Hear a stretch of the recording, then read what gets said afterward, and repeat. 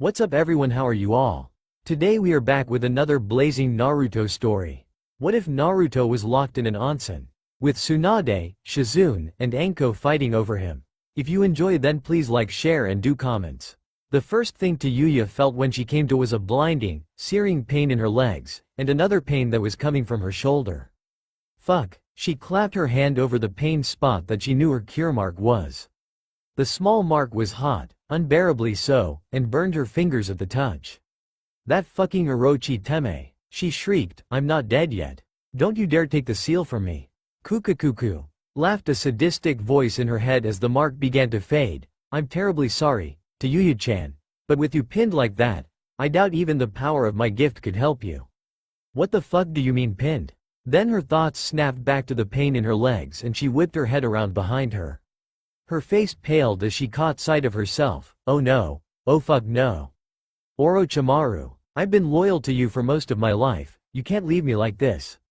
Her screams of anger and pain only served to amuse the snake Sanin further as his voice began to fade as well. But what would I do with a broken pawn when I already have my knight? And then the presence was gone, along with her last hope of escaping alive.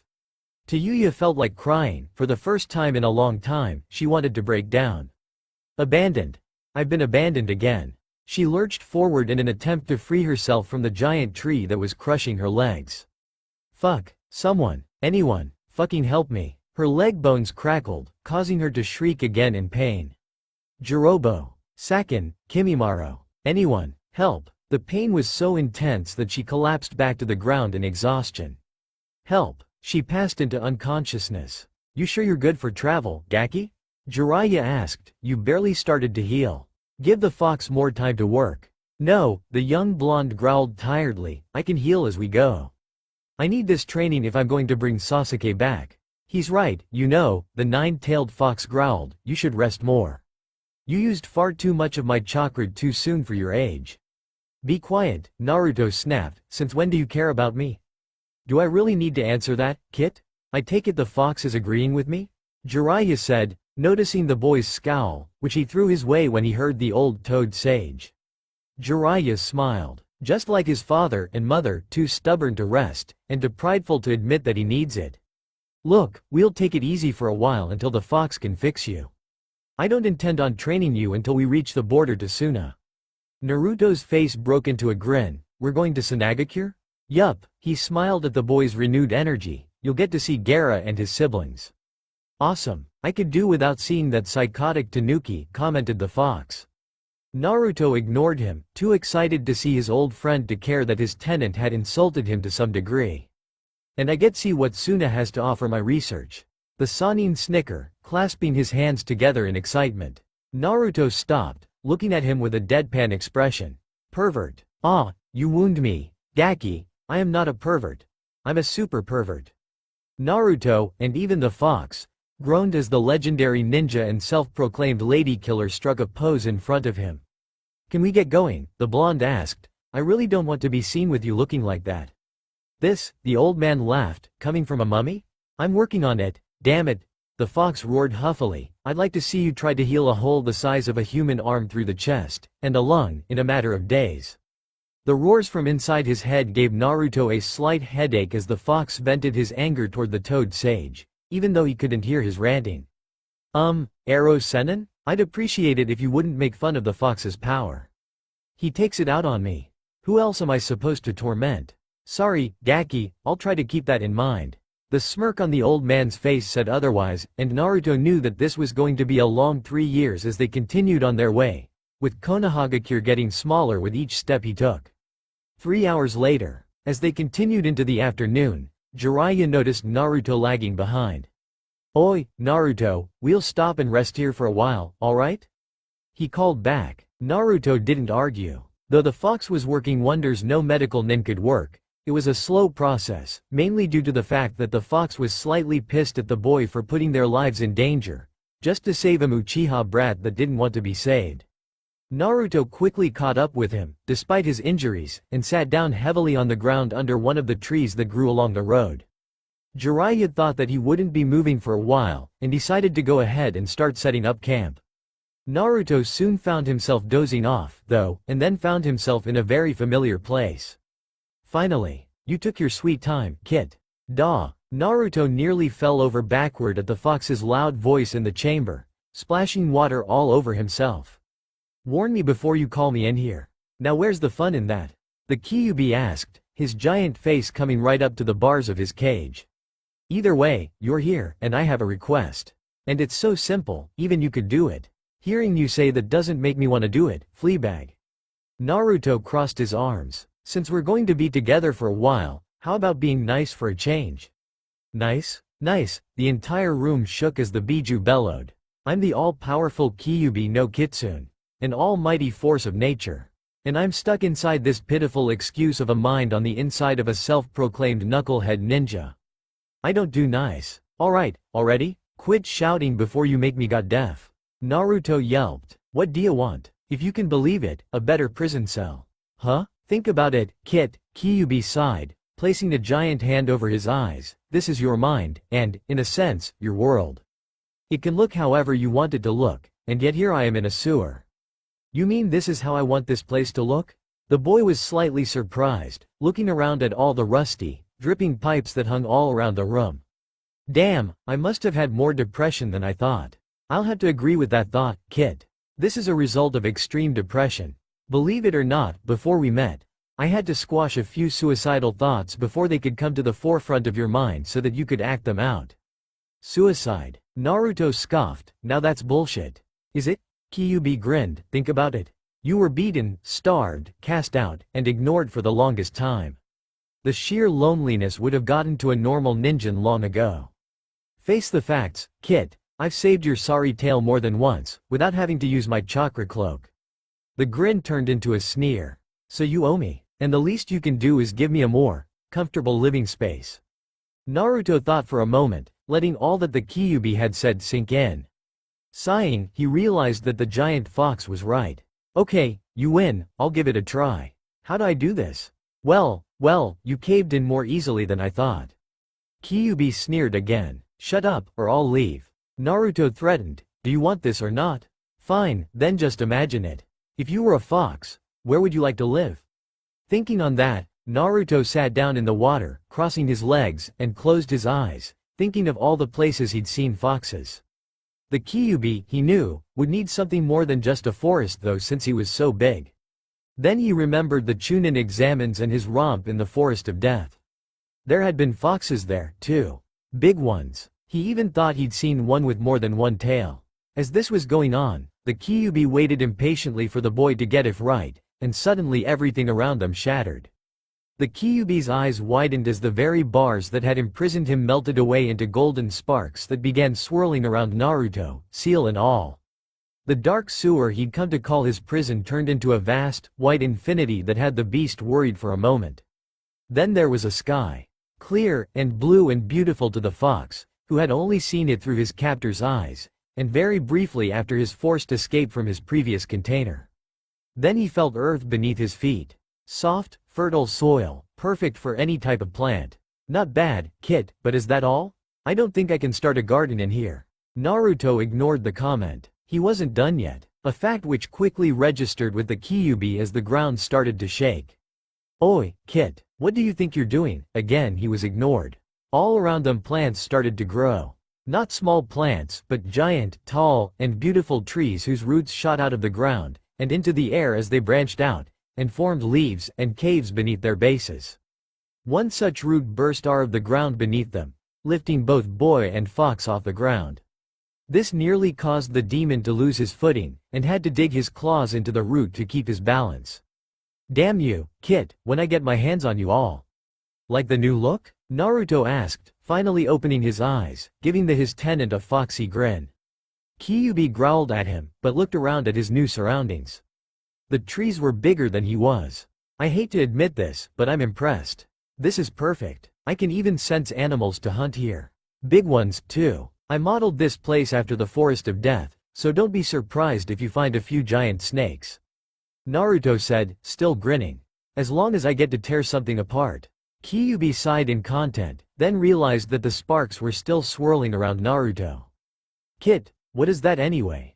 What, this? Naruto grinned, it's your new collar. Collar. To the Kyuubi's horror, the sparks shot right at him and whirled around his neck, forming a secure, yet comfortable-fitting leather collar. Naruto snickered at the fox's outraged look. That looks good on you. How dare you? I'm not some common cur that can be collared. Get this damnable thing off of me. Sorry, but the seal had to go somewhere. Naruto laughed, knowing full well that his little prank on the fox had worked. You little runt. The Kyuubi lunged at him. Naruto yelped and sprinted out of the fox's reach. Glad you like the new mindscape, gotta go. Oh, no you don't. Get back here you little gutter snipe. The fox pounded after him on all fours. When I get my hands on you, you'll wish I was Orochimaru. Come back here, I'll skin you alive. Sorry, but I'm gone. Naruto laughed, and suddenly disappeared back into the real world, leaving behind one very angry fox. Outside while Naruto is sleeping. While Naruto seemed to be sleeping, Jiraiya had set up camp and started going about making their dinner. He looked over at the boy, who looked peaceful, despite what was really going on in his mind, as he snored softly. HMPH, told you we should have waited until you recovered.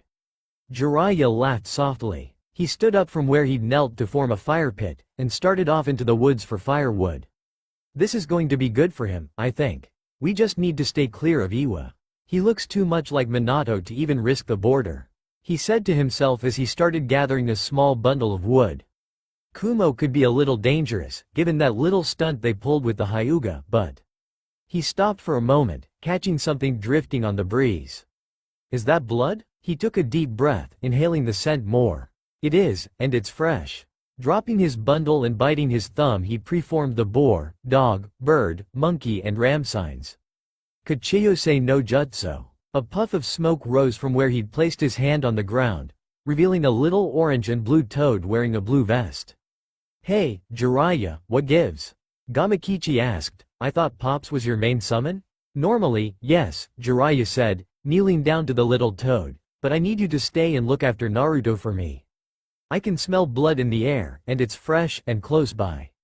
Oh, I gotcha, sure thing. Gamakichi saluted. Where is the boss, anyway?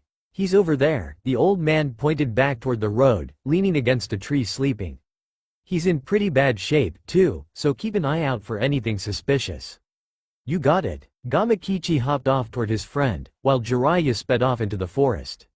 For the last 3 hours or so, Tayuya had slipped in and out of consciousness from either pain or blood loss, she didn't know which. But each time she woke up again, she redoubled her efforts to get out. Her legs felt like they were being ripped to pieces as she struggled, yet she could feel them moving ever so slightly with each effort. She was getting herself loose. But then she would pass out again from the pain of it, and the fear of not being able to get out. Of dying here in the middle of the forest, alone. Now she was more determined than ever to free herself as she clawed and scrabbled at the ground for a handhold on something, grunting in pain and effort just to get a breath. Fuck this. And fuck that Orochi Teme. I'm not dying here. The girl swore, struggling again. I'll hunt him down. I'll kill him for abandoning me. If you really mean that, then maybe I should help you? Who said that? Tayuya demanded, looking around for the source of the voice, her hope flaring up. Who's there? Why am the almighty Kami-sama. A large sweat drop appeared on her face. I call bull fucking shit on that. A booming laugh sounded from right above her and she craned her neck to see what was there. She saw an old man in a bright red vest that looked like something out of the kabuki theater, and he wore a headband that sported the kanji for oil on it. Who? I'll leave the introductions, he said, jumping down from his perch. For now, let's see what I can do about getting this tree off of you, huh? Fucking A. She nearly cried. I've been stuck here for days. All the more reason for me to hurry, he grinned, rubbing his hands together, but this is a fairly large tree. I can do this on my own. Not even in sage mode. I'll need help with this. She watched him, fearing that he'd leave her, but instead he started making hand signs so fast that she could barely see them. Then he slammed his hand into the ground. Kachiyose no jutsu. For the second time that day, a puff of smoke appeared in the woods, yet this time, the summon was much, much larger. What an odd place I've come to, said the giant green toad. Ah, Jiraiya, how nice to see you. What can I do for you? Thanks for coming, Gamanatsu, the old man said, then patted the tree that was trapping the girl. I need you to move this tree off of this girl without crushing her. I have a feeling that her leg's already in bad shape thanks to being under it for so long. I'd be surprised if she can even feel them anymore. Fucking great way to scare a girl, Tayuya thought snidely. I will do what I can. The toad lumbered over to the tree and hunched just in front of her. Try not to move, little one.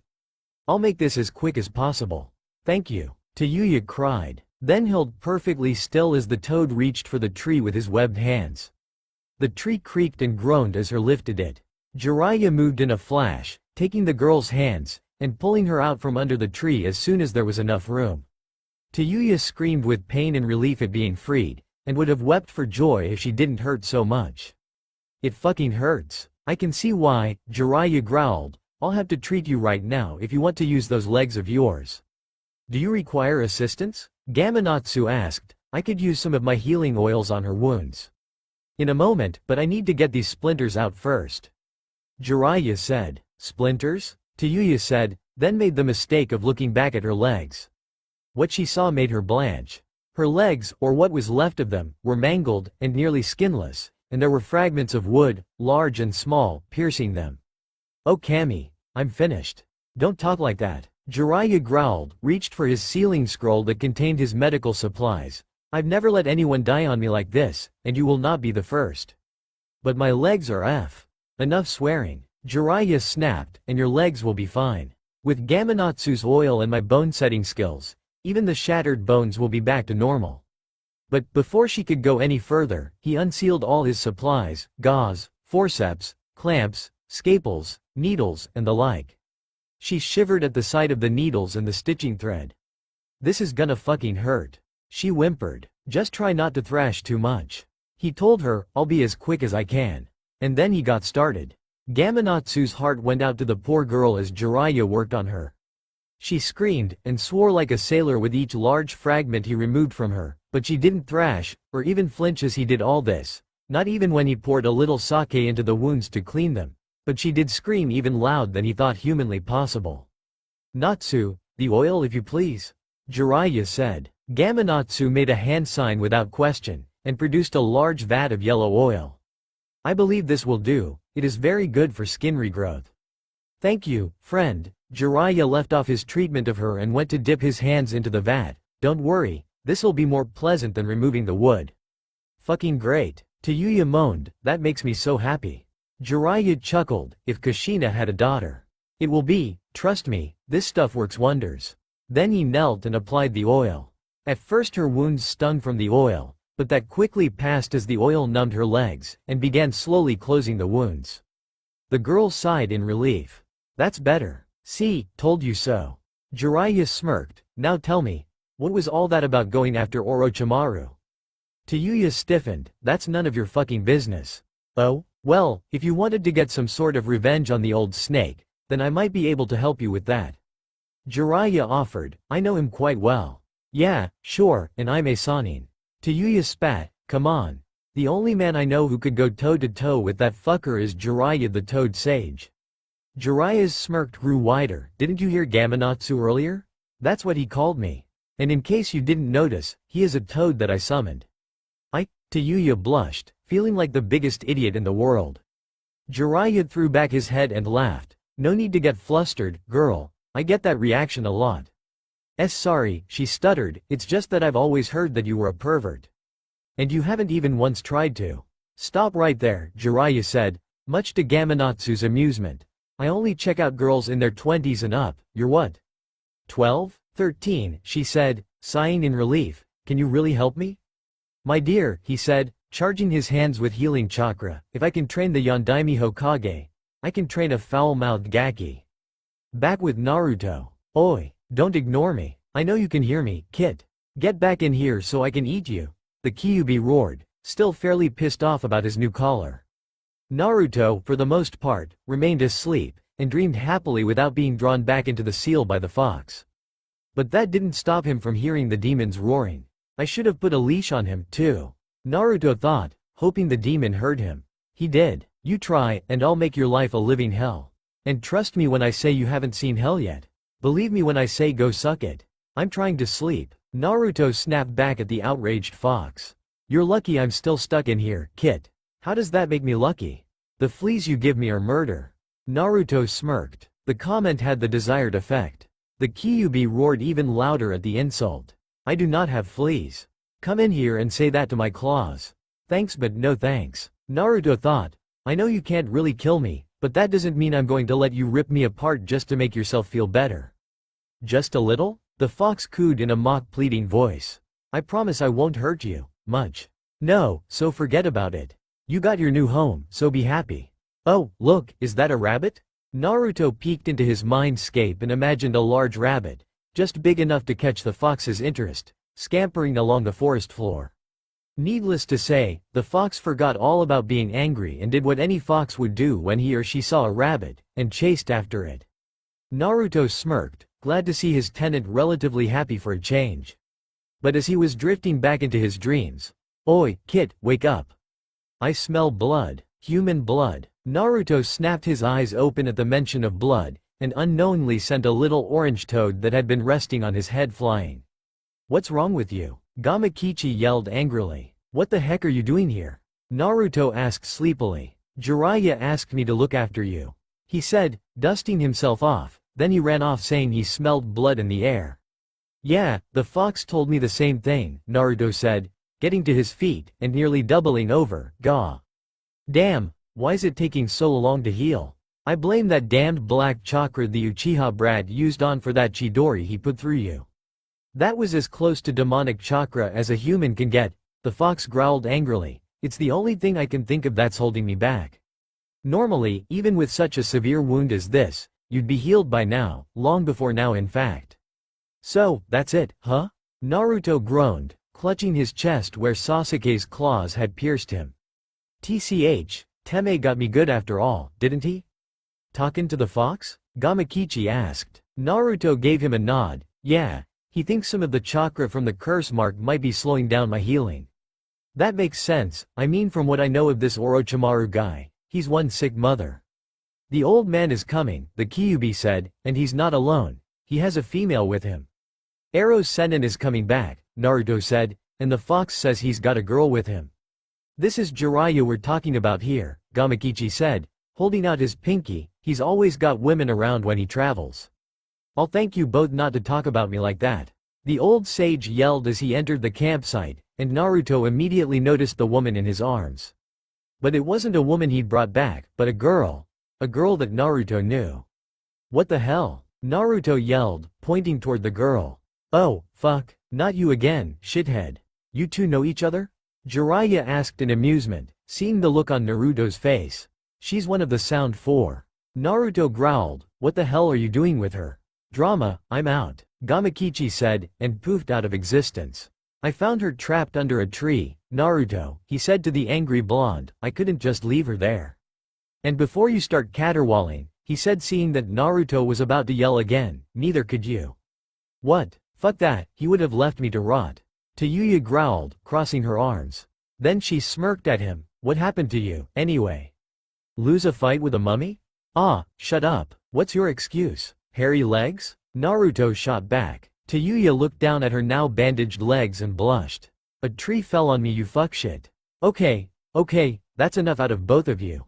Jiraiya chuckled, Naruto, be nice to her, Orochimaru took the curse mark from her as soon as she was downed, so she's no friend of his anymore.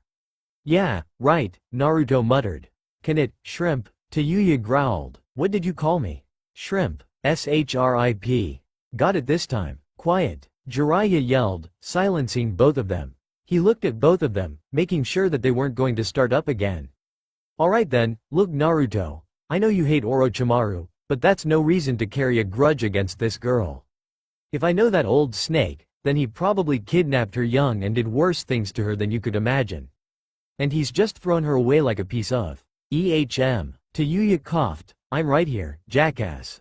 Sorry, Jiraiya muttered, my point is, she's not on his side anymore, and probably never was. Right, she threw her fist, I fucking begged him to help me when I felt the fucking mark leaving me. But did he? No, I was stuck under a tree for 3 fucking days trying to get out until Gigi came along. Jiraiya sighed, why can't you Gakis ever call me sensei? Naruto, having calmed down from his shock, gave the girl a good look. She was kind of pale, but not unhealthily so, and had red hair, like he'd seen before, and she'd be about his height when she stood up. So what are you gonna do with her? What do you mean do with her? Tayuya snapped, my legs are fucked. Like I said, Naruto sighed, we're on a 3-year training mission for the leaf. So? Tayuya asked, does it look like I can skip all the fucking way home? Naruto, stop arguing with her and roll out a bedroll, please. Jiraiya said, and you? He looked down at Tayuya, making the girl flinched, then smiled at her, just relax. You're staying with us. What? Naruto yelled. Deal with it, Gaki. Jiraiya yelled, I'm not one to leave a kid injured and unprotected. Alright, but what if we get in trouble? Naruto asked, I mean Ba-chan won't like this. I deal with that when the time comes, until then, she's my student just as much as you are. Naruto grumbled something and went about setting out the roll like he'd asked rather stiffly. When he had it ready, Jiraiya laid the girl down gently, though straightening her legs was painful, and let her rest while he went back to gathering firewood, leaving the two teens alone.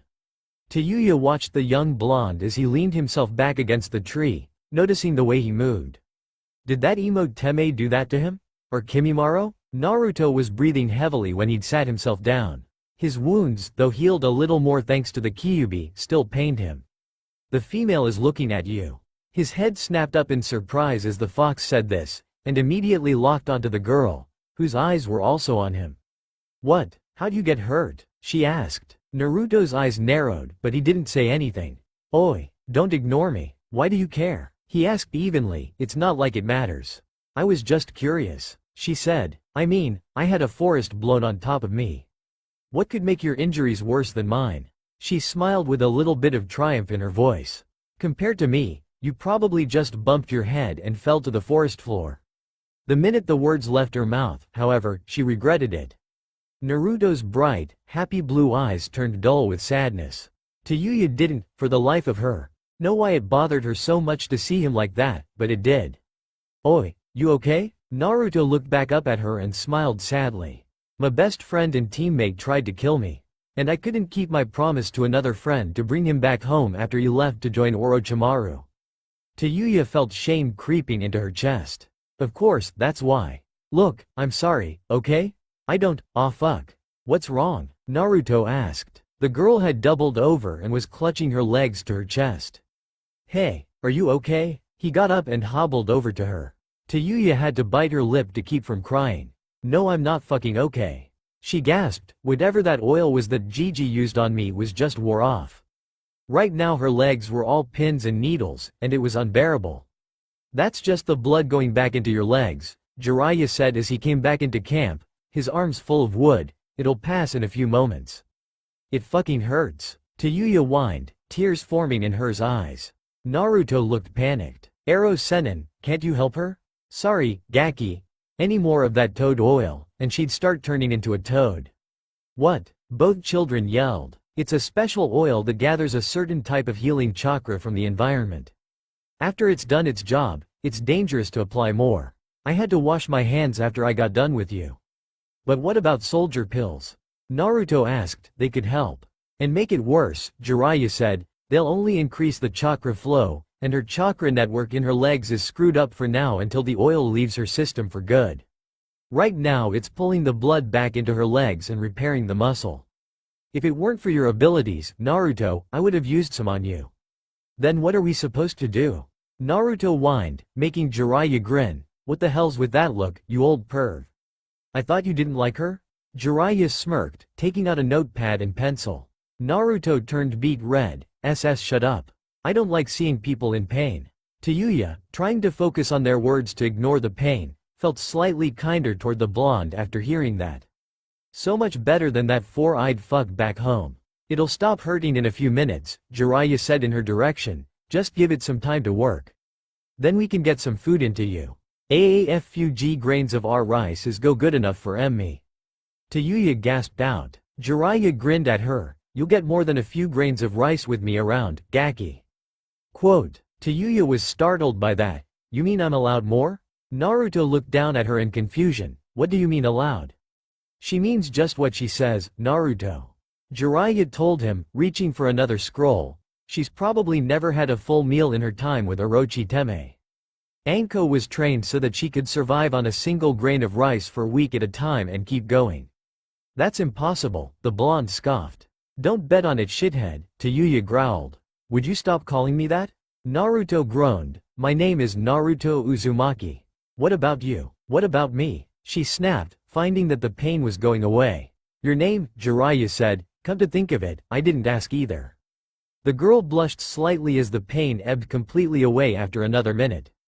Tayuya, just Tayuya? Jiraiya asked. Yup. The old senin smiled at her as he unsealed the scroll, producing a bright red apple which he tossed to her. Well, welcome to the group, Tayuya. She caught the apple and sat up, not really knowing what to do with it. Thank you. Jiraiya chuckled again and turned to his blonde apprentice. How you doing there, Gaki? Naruto sighed, clutching at his stomach where the Yondaime's seal was. Not good, he said. I think Sasuke's black chakra is affecting my healing abilities. And what has your ability been doing for you so far? Jiraiya asked. Surely it's able to do something? Naruto caught on. He didn't want Tayuya learning about the fox just yet. And for that matter, neither did he. It's just been focusing on me major injury after the Chidori hit my chest. Other than that, the minor cuts and gashes are healing at a normal rate. Tayuya listened to the exchange intently, but was growing frustrated with them. What the fuck are you talking about? She glared up at Naruto. You got some kinda keke genkai? He's able to heal himself at a 10 times the normal rate of a human. Jiraiya said, which stunned the girl. It's one of the reasons he was put on the retrieval mission. He's strong, and almost impossible to kill. Tayuya looked back up at him with a little more respect. Wow, shithead, I'm impressed. A vein popped up on Naruto's head at being called that name again. Shut up and eat your apple before I do. She quickly bit into the red fruit so he would try and take it, and quickly started biting off bigger chunks until it was gone, core and all. Wow, that was good. Jiraiya laughed. That's just the start. I'm going to make sure you get a proper diet from now on. He tossed her another apple from the scroll, and turned to Naruto, and that goes for you, too, Gaki. No more ramen every meal. What? Naruto whined, but arrow senin.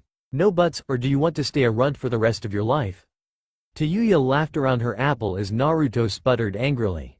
The Kyuubi, who'd been listening the whole time, couldn't help laughing at his cantainer's predicament. Oh, this is going to be an interesting trip.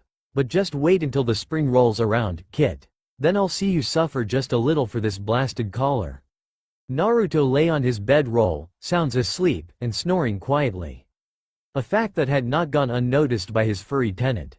The Kyuubi sat on one of the many tree roots that now covered most of his home, just listening to the sound, and watching Naruto dream of beef ramen.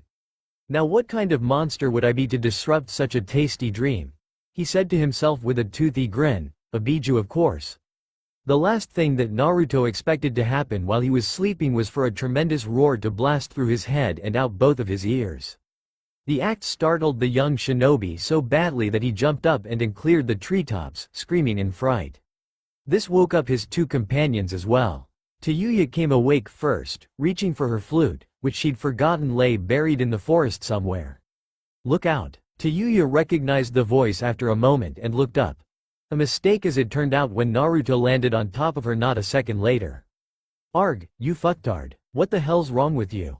Tayuya yowled like an angry cat, scratching and punching anything she could reach on the unfortunate blonde.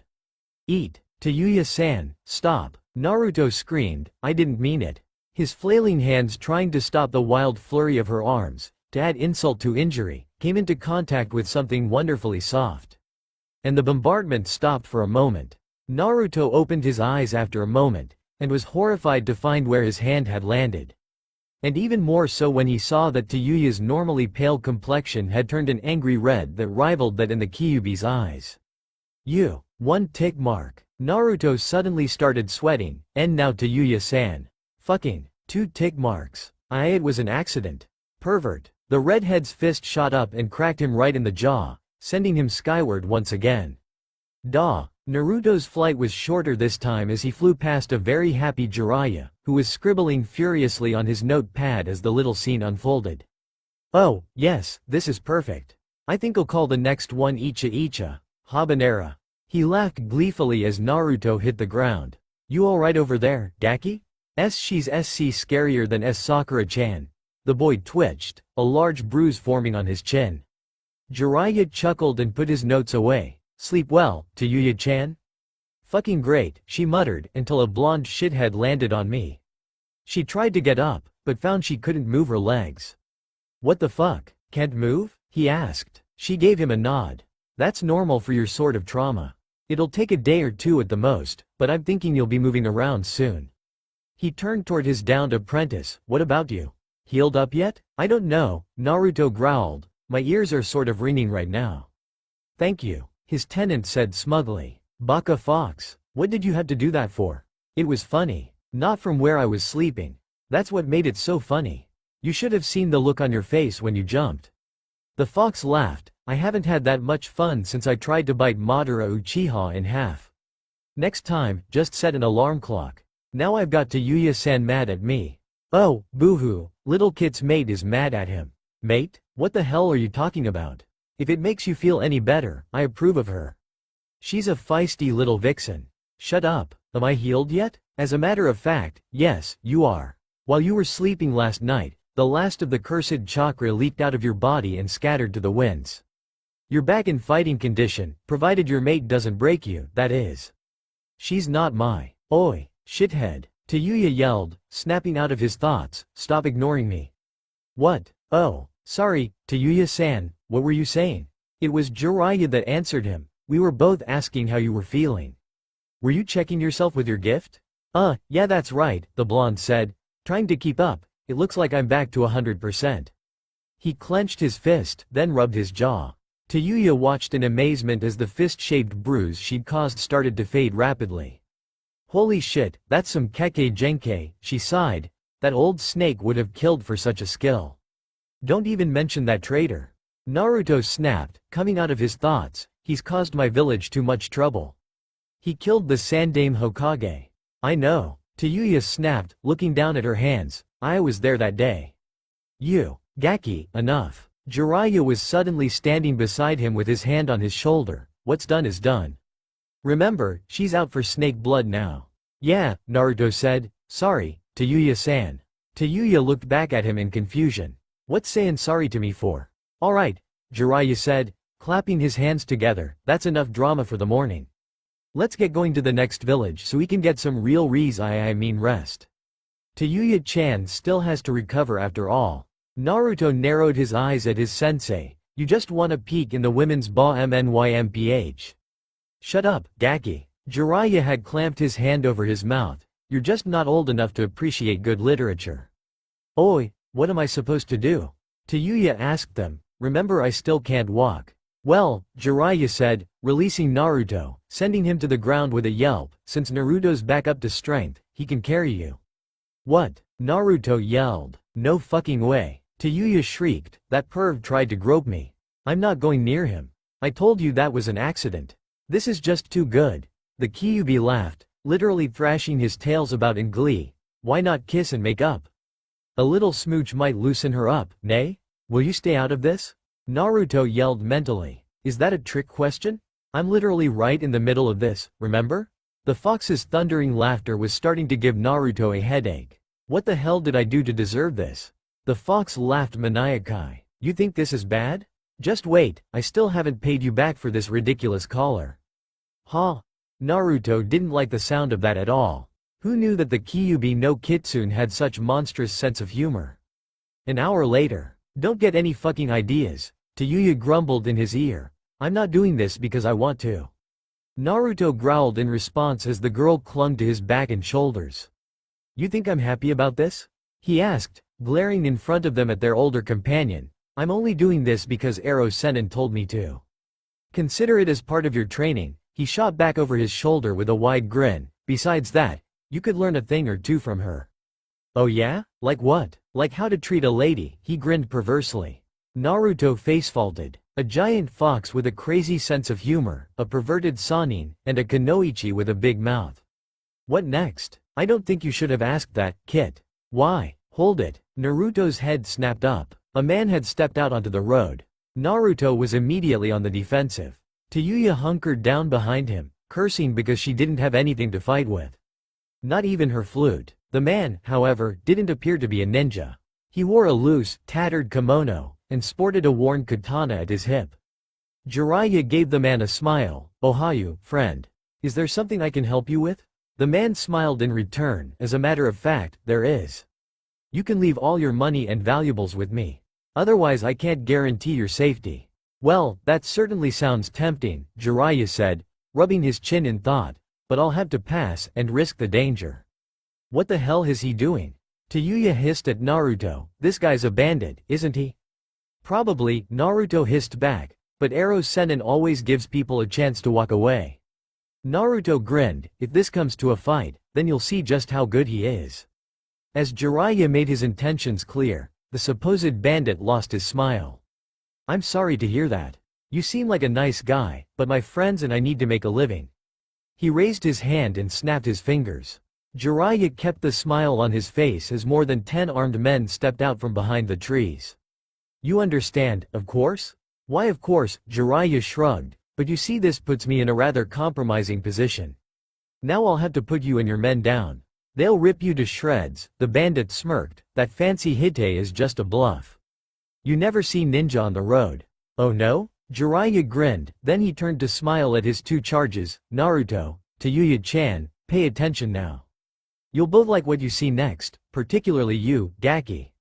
Naruto freed one of his arms from holding Tayuya up on high back and raised a fist to his sensei. "Go get him, Arrow Sennin." "Oi, I'm gonna fall, you dipshit," Tayuya cried as she clutched at him.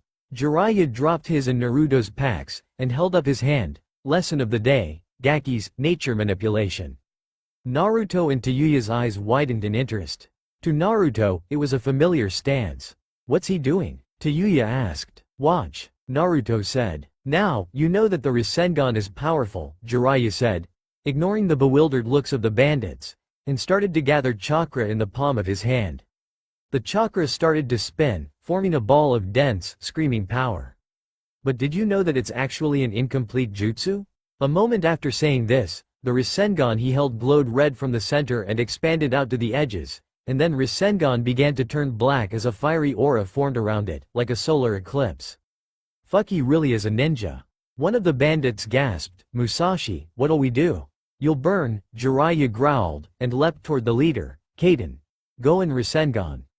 Musashi didn't even have time to react before the jutsu hit him. The result was a fiery tornado that exploded out, incinerating the bandit leader, and engulfing the men foolish enough to stand behind him. "Holy shit," Tayuya screamed, almost causing Naruto to go deaf. "What a jutsu."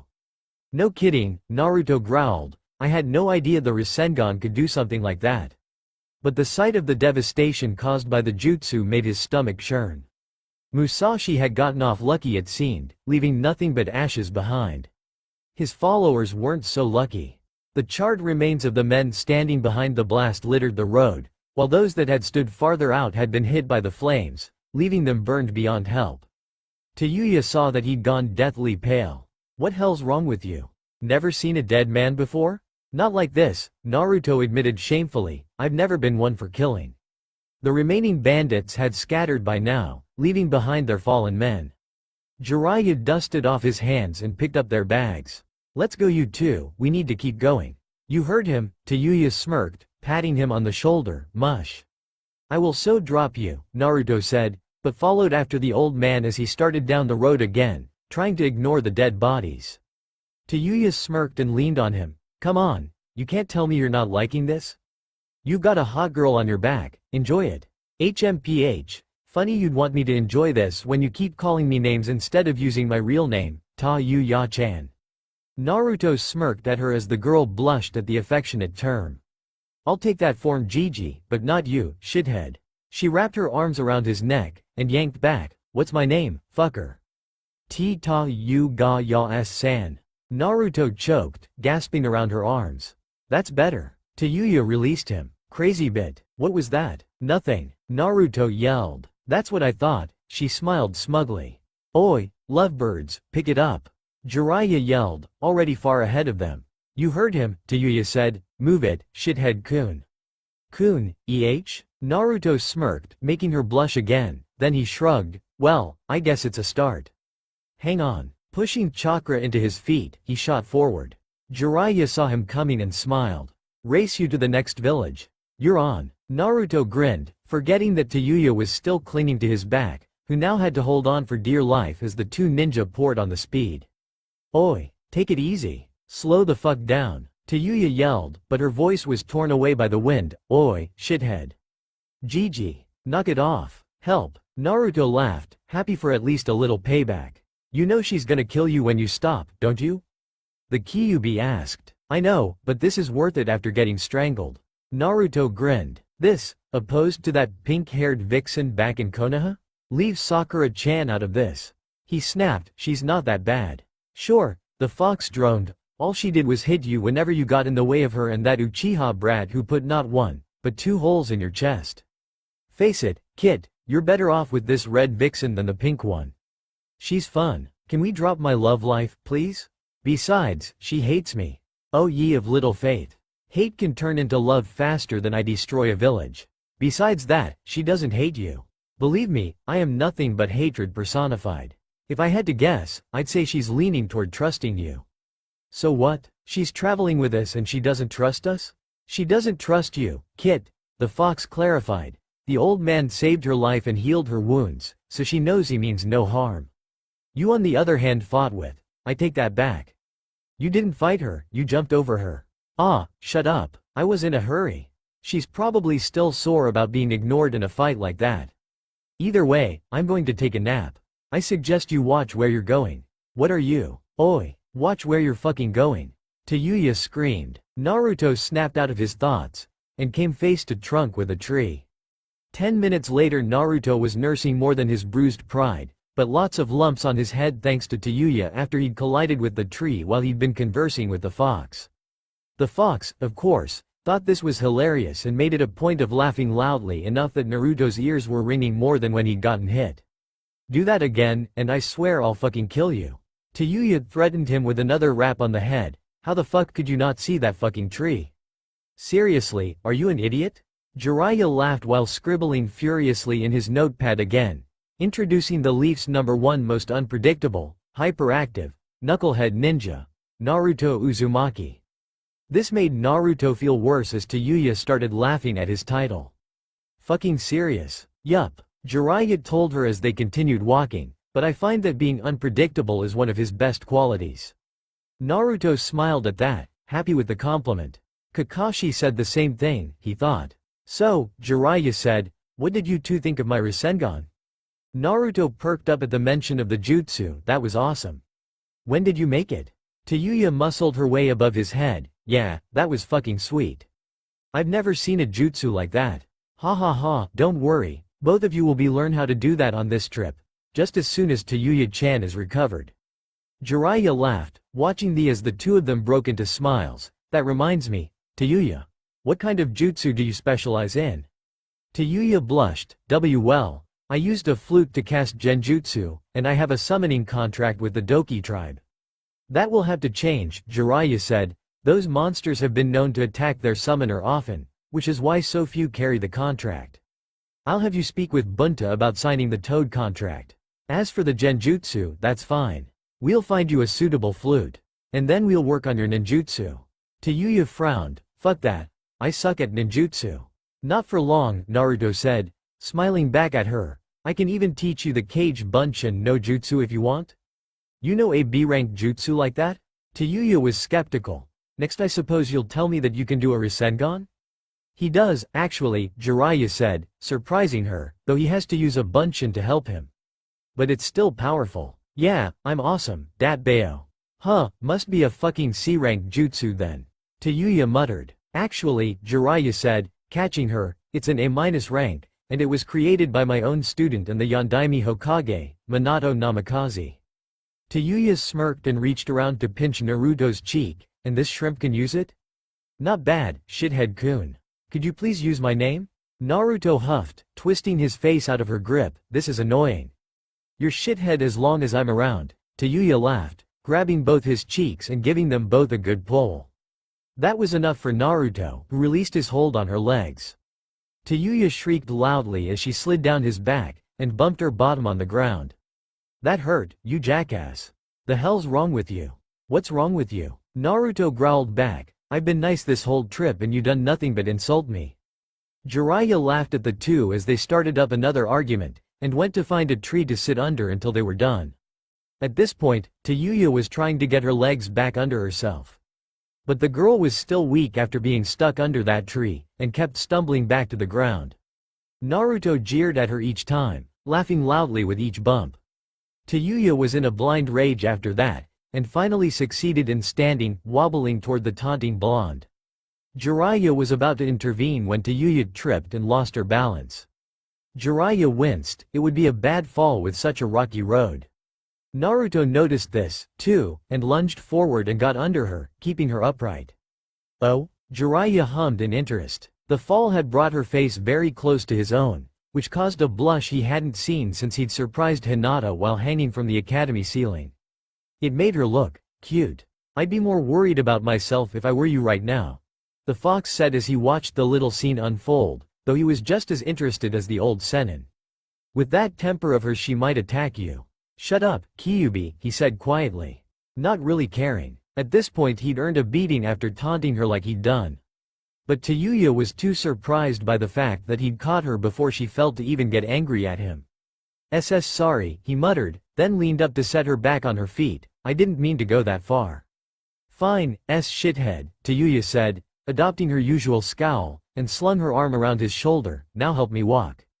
I can't keep being carried around. Right, he said, and wrapped his arm around her surprisingly slim waist, which made her blush deeper. Oi, Arrow Senin.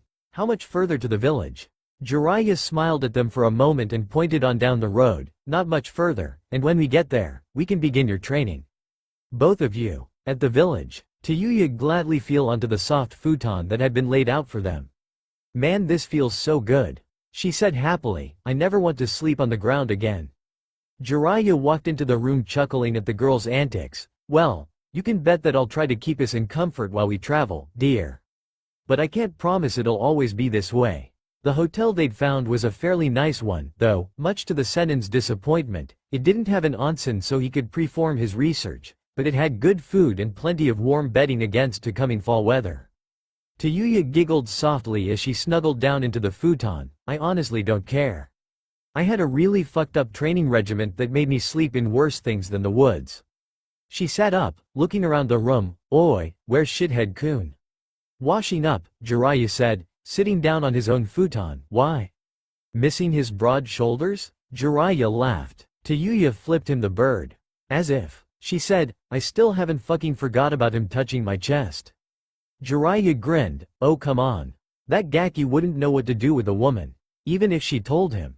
You're fucking kidding, right? She asked. Most villages let their ninja marry young to keep th population going, don't they? That would be the case, but our village has had too many troubles these past years, such as the destruction of the Uchiha clan, and the death of the last Hokage. And now we've lost the last living member of the Uchiha to Orochimaru. He said, counting off the events in his mind. None of the younger generation has even thought about it. Tayuya scoffed, and no one thought to hurry up and force the Uchiha Teme to marry? Jiraiya nodded. The council did have that idea, which would have invoked the Clan Restoration Act, giving the boy quite a harem. Fucking sick, Tayuya muttered. What woman would want to share her man? Jiraiya smirked at her. I know a few in the village that wouldn't have minded, as long as they got Sasuke as a husband. I repeat, fucking sick. Jiraiya chuckled. You know, you remind me of girl I watched grow up long ago. He sighed, thinking back on the memories. She was one hell of a firecracker. Red-headed, too. Tayuya narrowed her eyes at the old man, and crossed her arms over her chest. Look, Gigi, I'm grateful and all, but I'm no one's fuck buddy. This caused Jiraiya to howl with laughter, and Tayuya shivered. No, I didn't mean it like that, Tayuya-chan. He chuckled. I'm just making a comparison. I was already old when she was a child. And she grew up right in front of me, and married one of my students. He shook his head. They were the closest thing I had to children. Tayuya drew her legs up to her chest. You seem pretty close to Naruto. Oh, Jiraiya laughed, pointing at her. You finally said his name. Tayuya blushed. Shut the hell up. Still chuckling, Jiraiya raised his hands, giving in. You're right, he and I are close. he said, smiling. I think of him like a grandson. With Naruto. Naruto sank deeper into the tub, letting the hot water relax his muscles. Damn, I never thought a girl could be so heavy. He reached up and pounded lightly on his right shoulder, but at least we made it. Kit, what now? Naruto sighed. I'm trying to relax. I need to talk to you. The Kyuubi snapped, now get in here. Geez, alright already. He winced when the Kyuubi roared at him. He closed his eyes and let himself be drawn back into his mind. But instead of a tree branch or the ground, he found himself sitting in a very large onsen hidden under the trees. He looked around in surprise and found the Kyuubi lounging happily in the deeper end. About time, Kit. We need to talk, he said when he saw the blonde. What is it now? You know I've had a hell of a day because of you. Forget about that for now, Kit. You remember what the old man told you about feeding your body properly? Yeah, he said I could eat as much ramen as I used to. As you should. The Kyuubi snapped. Anyway, since he's going to be managing what you eat from now on, I thought I'd let you know that I'll be pushing your growth out as well. What do you mean, push? I mean that in the next month, I'm going to make sure that you're at least a foot taller. You can do that? Yes, and from I've been able to learn from your body, you should be about 6'1" by the time you're 16. Do you realize how stunted you are? You're barely 5 feet tall right now. Really? Again, yes, so be prepared, Kit. You're in for some intense growing pains. Naruto looked up at the massive fox.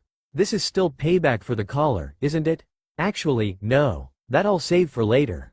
And I have a feeling that you might actually enjoy it.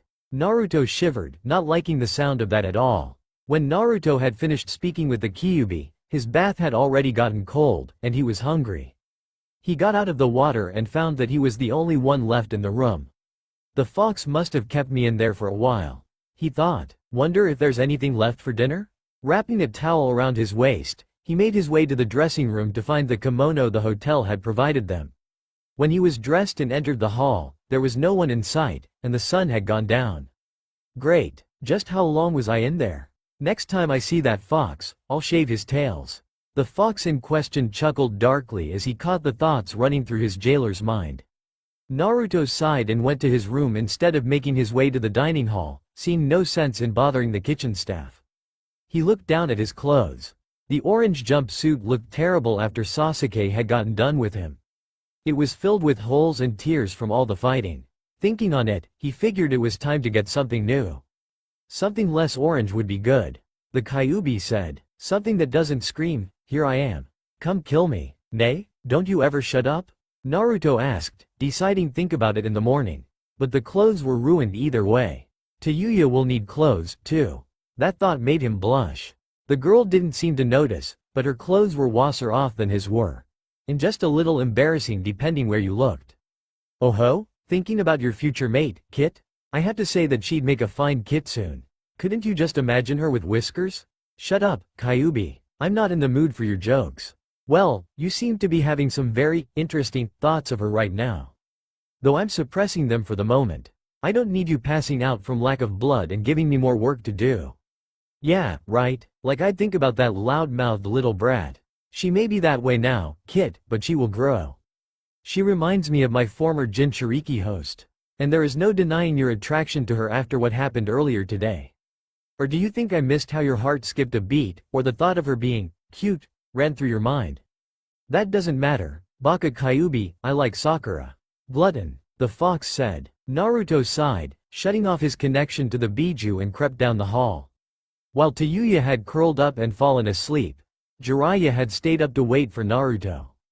Oi, where have you been all this time? He asked when the door slid open as the young blonde walked into the room. Sorry, Naruto said, rubbing the back of his head, my friend wanted to talk to me.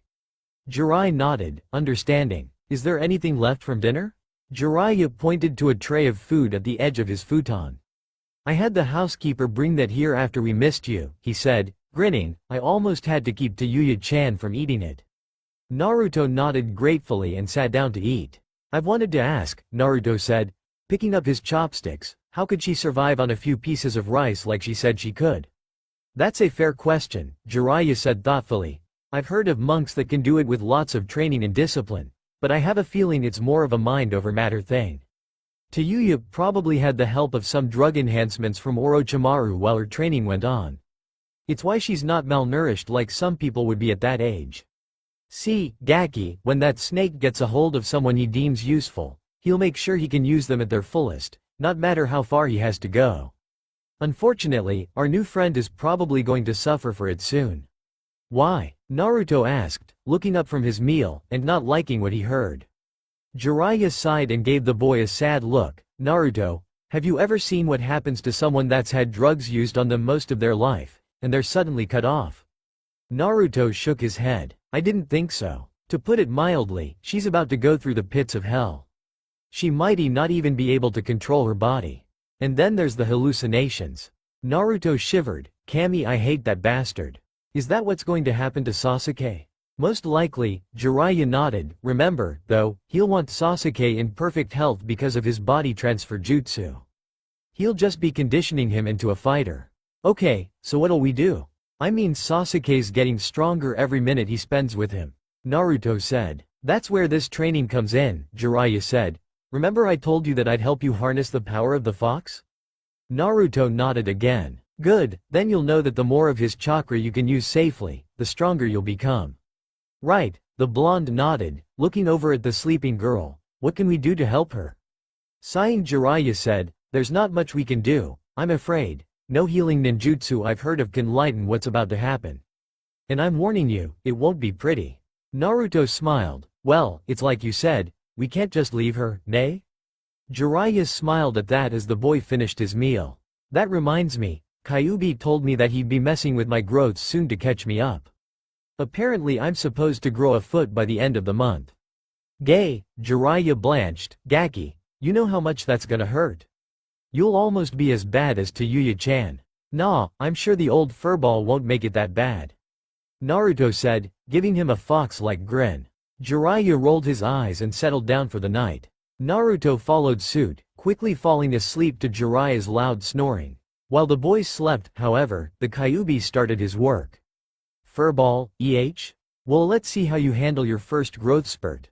The next morning, Jiraiya woke up to the sound of pained groaning from both young shinobi. What the? He jolted up, throwing of the blanket, and looked over at his charges. His eyes immediately fell on Tayuya, who'd thrown off her blanket, and nearly wriggled out of her kimono in her attempts to cool down.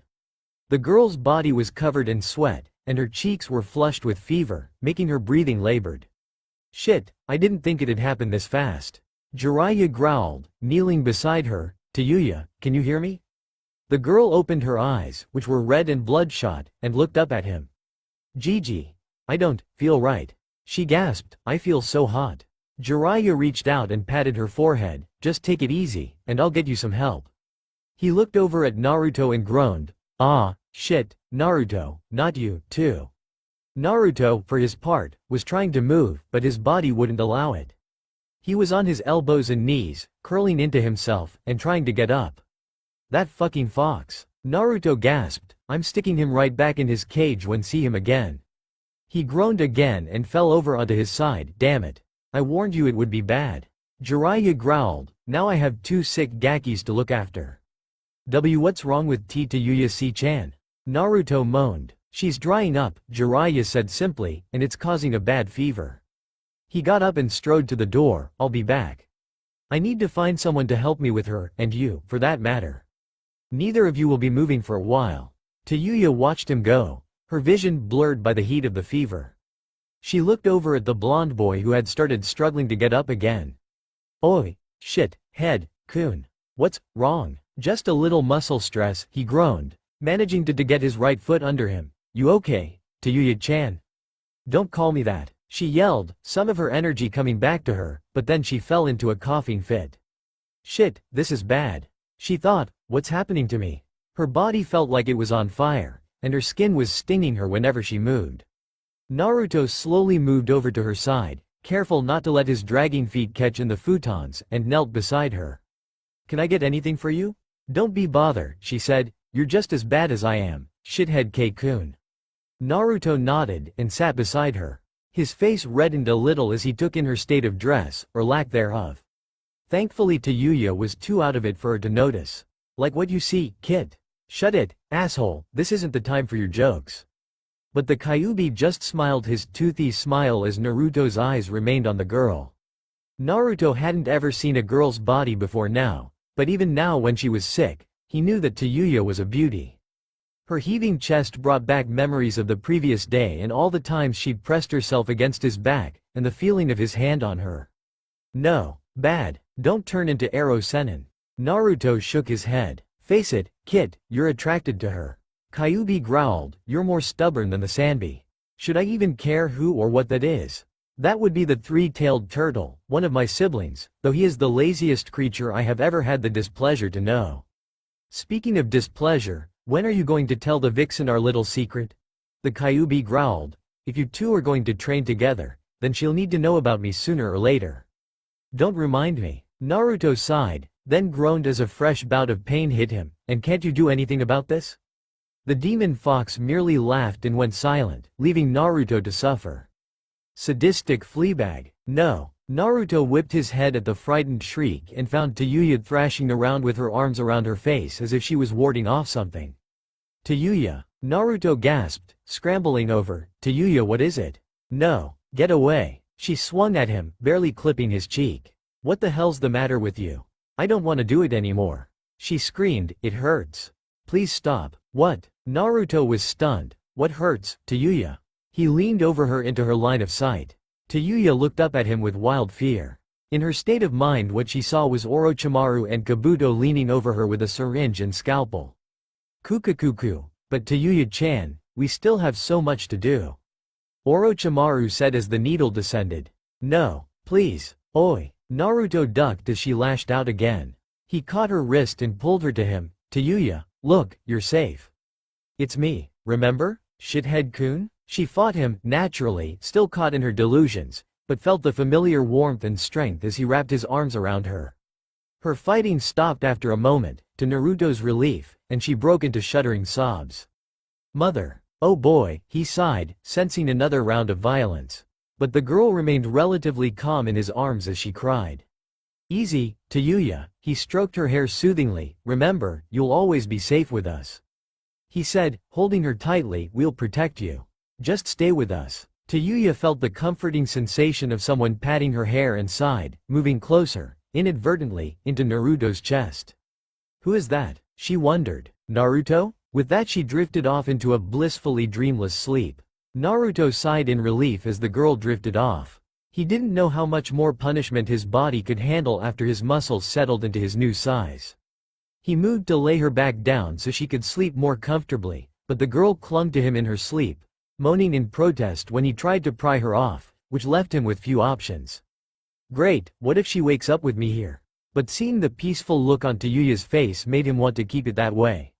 You might as well lay with her, Kit. Her pain isn't over yet, though the worst has passed. She'd get angry if she wakes up in my arms. He pointed out, but you want her to be comfortable, nay? I can sense a great amount of fear radiating from the vixen. Much like the hatred radiating from the Uchiha brat's chakra when the curse mark took him. Naruto sighed in defeat. The fox had him pinned, and he really didn't want to see her screaming again. And she felt so fragile clinging to him like that while her body was still flushed with fever. Damn it, the fox grinned as his jailer laid them both gently down as the girl curled into him. Within minutes Naruto fell asleep, ignoring the pain in his throbbing body caused by his growth. This is how Jiraiya found them when he returned minutes later with an older woman in tow carrying a bowl of water and a cloth to keep the girl cool. Jiraiya smiled at the sight of them. Tayuya had snaked her arms around Naruto's waist in her sleep, burrowing her face into his chest. Well, isn't that a cute thing to see? The woman cooed, kneeling down to the girl's side. Are they a couple? Jiraiya smirked, not yet, but give it time. She smiled and moved Tayuya's hands gently, drawing a little moan of protest from her. Will you be able to help her, Tomo-san? The woman frowned as she took in the girl's condition, charging her hands with blue-green chakra and passing it over the girl's body. This child is going through a severe withdrawal. Jiraiya hissed. Tomo smiled up at him. Do not worry. It seems she's coming out of it rather quickly. How is that possible? Jiraiya asked, astonished. Withdrawal usually lasts for quite some time. Tomo shook her head. I'm not sure, But it seems this boy's chakra may be leaking into her and purging the toxins from her system. Is he an Uzumaki? He is, Jiraiya nodded. I knew that they had very large chakra reservoirs, but I didn't think they could do such things as this. Indeed, Jiraiya-sama, they could. Tomo said, smiling. Some branches of the family were able to heal the physical injuries, and restore the chakra of others by allowing them to bite a part of their bodies. Others could heal illness by forcing the chakra through the ailing person's system, as this boy is unconsciously doing now. Jiraiya said thoughtfully, it's a shame, though. He's the last of his clans. Truly, she said, they were wonderful people if my memory serves me correctly. She reached out and brushed a few golden locks away from the blonde's face. It's strange, though, I always knew the Uzumakis to have red hair like this girl does, yet his is blonde. His mother had red hair, Jiraiya said quietly, then bowed to her, thank you for coming. I was at my wit's end when Tayuya-chan became sick. Tomo smiled at him again, and reached for the cloth to dip it into the water. Think nothing of it, I'm happy to put my old skills to use after so long. She said as she began washing the sweat from Tayuya's face and neck. I noticed that her legs had recently been healed from being broken. Was that your doing? It was, he nodded. I'm proficient in a bone-setting jutsu that even works on shattered bone. Plus I applied a special oil that heals muscles, gashes and skin abrasions. You did a good job, Tomo said, impressed. There's almost no bone damage left. Jiraiya sighed in relief. Good to know I was able to help.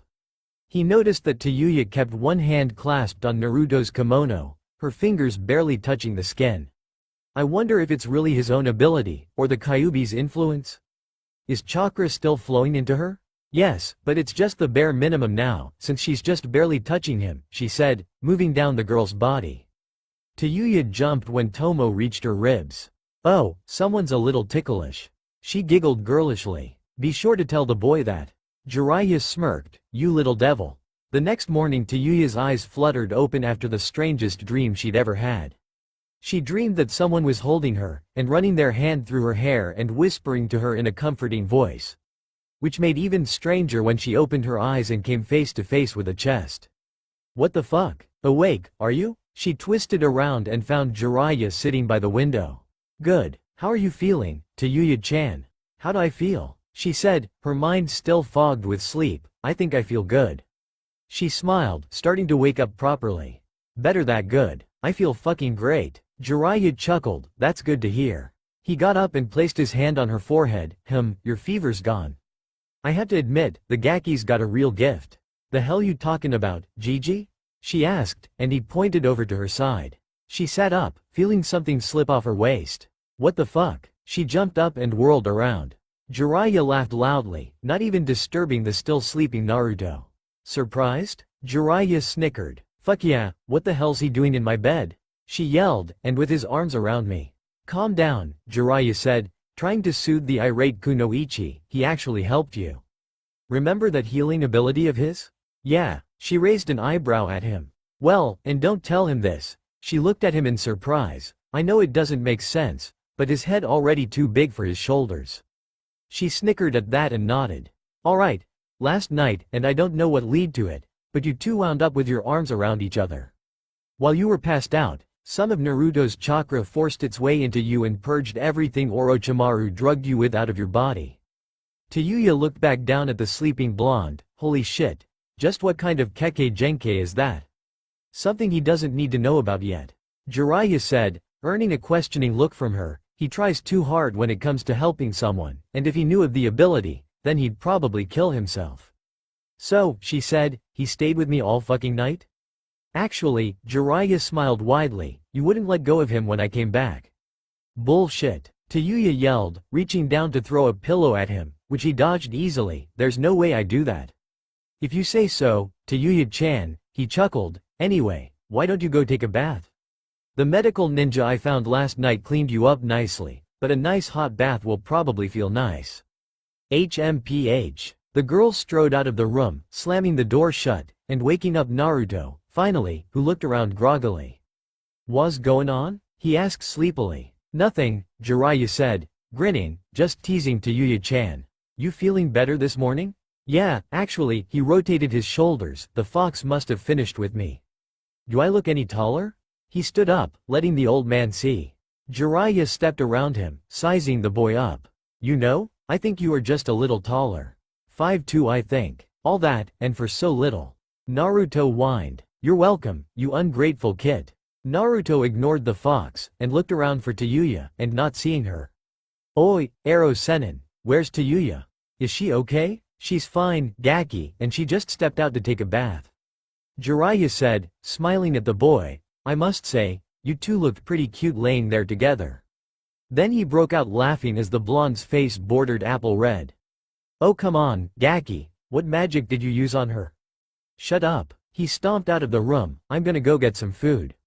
No ramen. Jiraiya yelled after him, hearing the boy stumble when he did.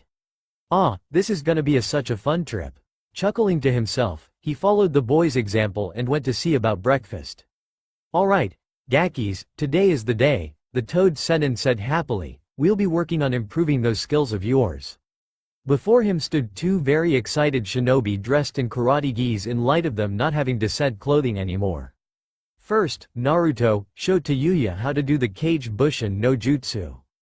Hi. Naruto eagerly made the clone seal, Kage Bushin no Jutsu. Tayuya watched in awe as over 100 puffs of white smoke exploded all around them, followed by over 100 Narutos. A moment later he undid the jutsu. Jiraiya smiled at the stunned girl's expression but clapped his hands, impressive as always, Gaki, a little excessive but impressive. Tee-hee, thanks, he said, then looked over at Tayuya, still think it was bull? Ah shut the fuck up. Tayuya snapped, if a dumbass like you can do it, then there's no way I can lose. She clapped her hands together, forming the seal. Hold it, Jiraiya shouted, startling her, Tayuya, before you try to imitate him, you should know he has an unusually large chakra reservoir, so it's only natural that he produces this many clones. He said, I want you to keep it simple, and try for at least one Bushin for the first try. Ah, she whined. She formed the seal again, Kage Bushin no Jutsu. The same puff of smoke appeared, along with another Tayuya. Fuck yeah, both yelled and high-fived each other. Well done. Jiraiya laughed, that's impressive considering that this was your first try. Now, what I want you to do is work on how many Bushins you're able to summon, but don't overdo it. Jiraiya warned. Remember, you're still recovering, and I wouldn't want you suffering from chakra exhaustion. Hi, Gigi. Both Tayuyas said. What about me? Naruto asked. Jiraiya smiled evilly at him, making the blonde gulp. You, Gaki, will be working on your Rasengan. Naruto sighed with relief. Oh, don't look so please. You will be working on performing the jutsu without your Bushins, and using only one hand. What? Naruto whined, but you know I can't do it without them. That's the problem, Gaki. Jiraiya snapped, holding out his hand and forming his own Rasengan. Look at that. One hand, no Bushin, simple, yet you have to rely on a Bushin to help with the power and containment of the chakra needed to form this jutsu, giving you less chakra to work with in the long run. If you can do it the way I can, you'll have more shots if you miss your target. Naruto's face fell. Yeah, I guess. That, Tayuya thought, was fucking harsh. Even if he is right about it. When will I learn it? She asked, her face lighting up. As soon as you can produce 10 Bushin without exhausting yourself. Jiraiya said, grinning, pulling out a scroll from his robes, and opening it on the ground. Kai. 2 large boxes appeared, one filled with small rubber balls, and the other with what looked like water balloons. He tossed a ball to Naruto. You know the drill, right? Yeah, he said, catching it, so no Bushins at all? Now that I didn't say, Jiraiya said, which confused him, I know I said you weren't allowed to use them to form the jutsu, but you can use them in a different way. Really? How? Naruto asked eagerly. The Kage Bushin no Jutsu is unique among that type of jutsu, because when one is dispelled, the memories and experiences are immediately sent back to the caster. He said, still grinning. Such as progress on a certain A-ranked jutsu. You mean if we do something right that helps the jutsu along, Tayuya said, we dispel the Bushin that had that bit of progress and we get it from them? Bingo, the old man smiled, which is why I'd like you to be able to do 10 Bushins without much chakra exhaustion so you can properly form the Rasengan. It's such a dense amount of chakra, it took the Yondaime 3 years to complete it. Screw that. Tayuya smirked, I won't need that long. 1 hour later. Fuck it, this is impossible. An exhausted redhead snapped as she gasped for breath from the ground where she lay. How the hell did you even get this down, shithead? Would you keep it down? I'm trying to concentrate. Naruto grunted. So far, the two were in the same boat. While Tayuya could create 2 bushins without a problem, 10 was a stretch. She'd started feeling dizzy when she reached 4, which pissed her off and caused her to go all out, producing 8 bushins and immediately falling over, dispelling the jutsu. Naruto wasn't having any luck either. Out of the 30 bushins he'd created, none of them had made progress with a one-handed Rasengan yet. He had the rotation down, yet when it came to the power needed to burst open one of the rubber balls, he only succeeded in making the ball convulse but not burst. Suddenly, "Oi, I did it!" one of the bushins shouted, raising a cheer from the others. Naruto quickly dispelled the jutsu. However, once all the bushins were gone, the exhaustion hit him like a ton of bricks. "Jihihi," Naruto groaned, "I think I overdid it." Jiraiya had been watching them from the shade of a tree as their training session had gone on, and he was pleasantly surprised by the progress, even if he wouldn't admit it yet. "See that, Minato?" he thought, "he's growing up to be a splendid shinobi right in front of me. Just like you." He laughed when Tayuya wobbled over and started pestering the blonde for tips on the Kage Bushin no Jutsu, and Naruto just whined for her to leave him alone and let him rest. He chuckled at Tayuya's antics when the girl tried to pull Naruto to his feet, only to get dragged down herself in her own weakness. "Oi, watch your fucking hands. Get off of me," Naruto yelled. "I'm not on you." Tayuya yelled. "Oi." Jiraiya yelled, "Knock it off. You're supposed to be training." "Shut up." Both teens yelled. A tick mark popped up on his head as he got up and strode toward the squabbling pair. They didn't see him coming and kept arguing about whom was on whom until a shadow passed over them, causing the two to look up at an irritated Sannin. "Gakis." Jiraiya cracked his knuckles loudly. Naruto and Tayuya gulped. Rule number 1. Always respect your sensei. The day ended with 2 tired and beat-up teens returning to their room at the hotel and falling onto their futons. "This hell," Tayuya muttered tiredly. "I almost miss Orochimaru." "This is nothing," Naruto muttered, "he threw me off a cliff once." "Fuck me," Tayuya moaned, "why would he do that?" "So I could summon a toad," Naruto said simply, making the girl paler than usual. "He's not gonna do that to me, is he?" she asked. "Nope," he groaned, "your chakra control's better than mine, so no extreme measures." "Thank Kami for that," she sighed. "Good night, shithead-kun." "Are you ever going to use my name?" "Hell no." Tayuya grinned. Naruto scowled at her for a minute, only causing her to grin wider until she burst out laughing. "Nice face, shithead-kun." Naruto growled, but couldn't stay angry and ended up smiling. "Glad you like my face." Jiraiya was strolling through the little village in hopes of finding something worth researching, but there was nothing, unfortunately. "Next village we go to is gonna have an onsen." He sighed dejectedly. "Jiraiya-sama." The old man whipped around at his name. No one was there. "Down here." Jiraiya jumped a little and looked down to find a little blue and black toad. "Gamatori?" "The one and only," the toad said. "I've got a message from one of your spies." "Oh?" Jiraiya said in interest. "A scroll?" "No, I was told to give it to you verbally, as much sense as that makes, but here it is." Gamatori looked around, making sure no one was near. Apparently one of Orochimaru's bases was found recently. And from the looks of it, it's one of his older ones. "Can you tell me anything about it?" Jiraiya asked, his tone serious now. "Yeah, it's one of his breeding camps." Gamatori shivered. "Disgusting. Breeding humans like they were cattle." "I agree," he said, "this will need to be looked into, but I have to make sure the kids are alright before that." "You mean Naruto?" Gamatori asked. "Just take him." "No, it's not just Naruto anymore." Jiraiya explained. "A few hours out of the village after we set out, I came across a girl and brought her along with us.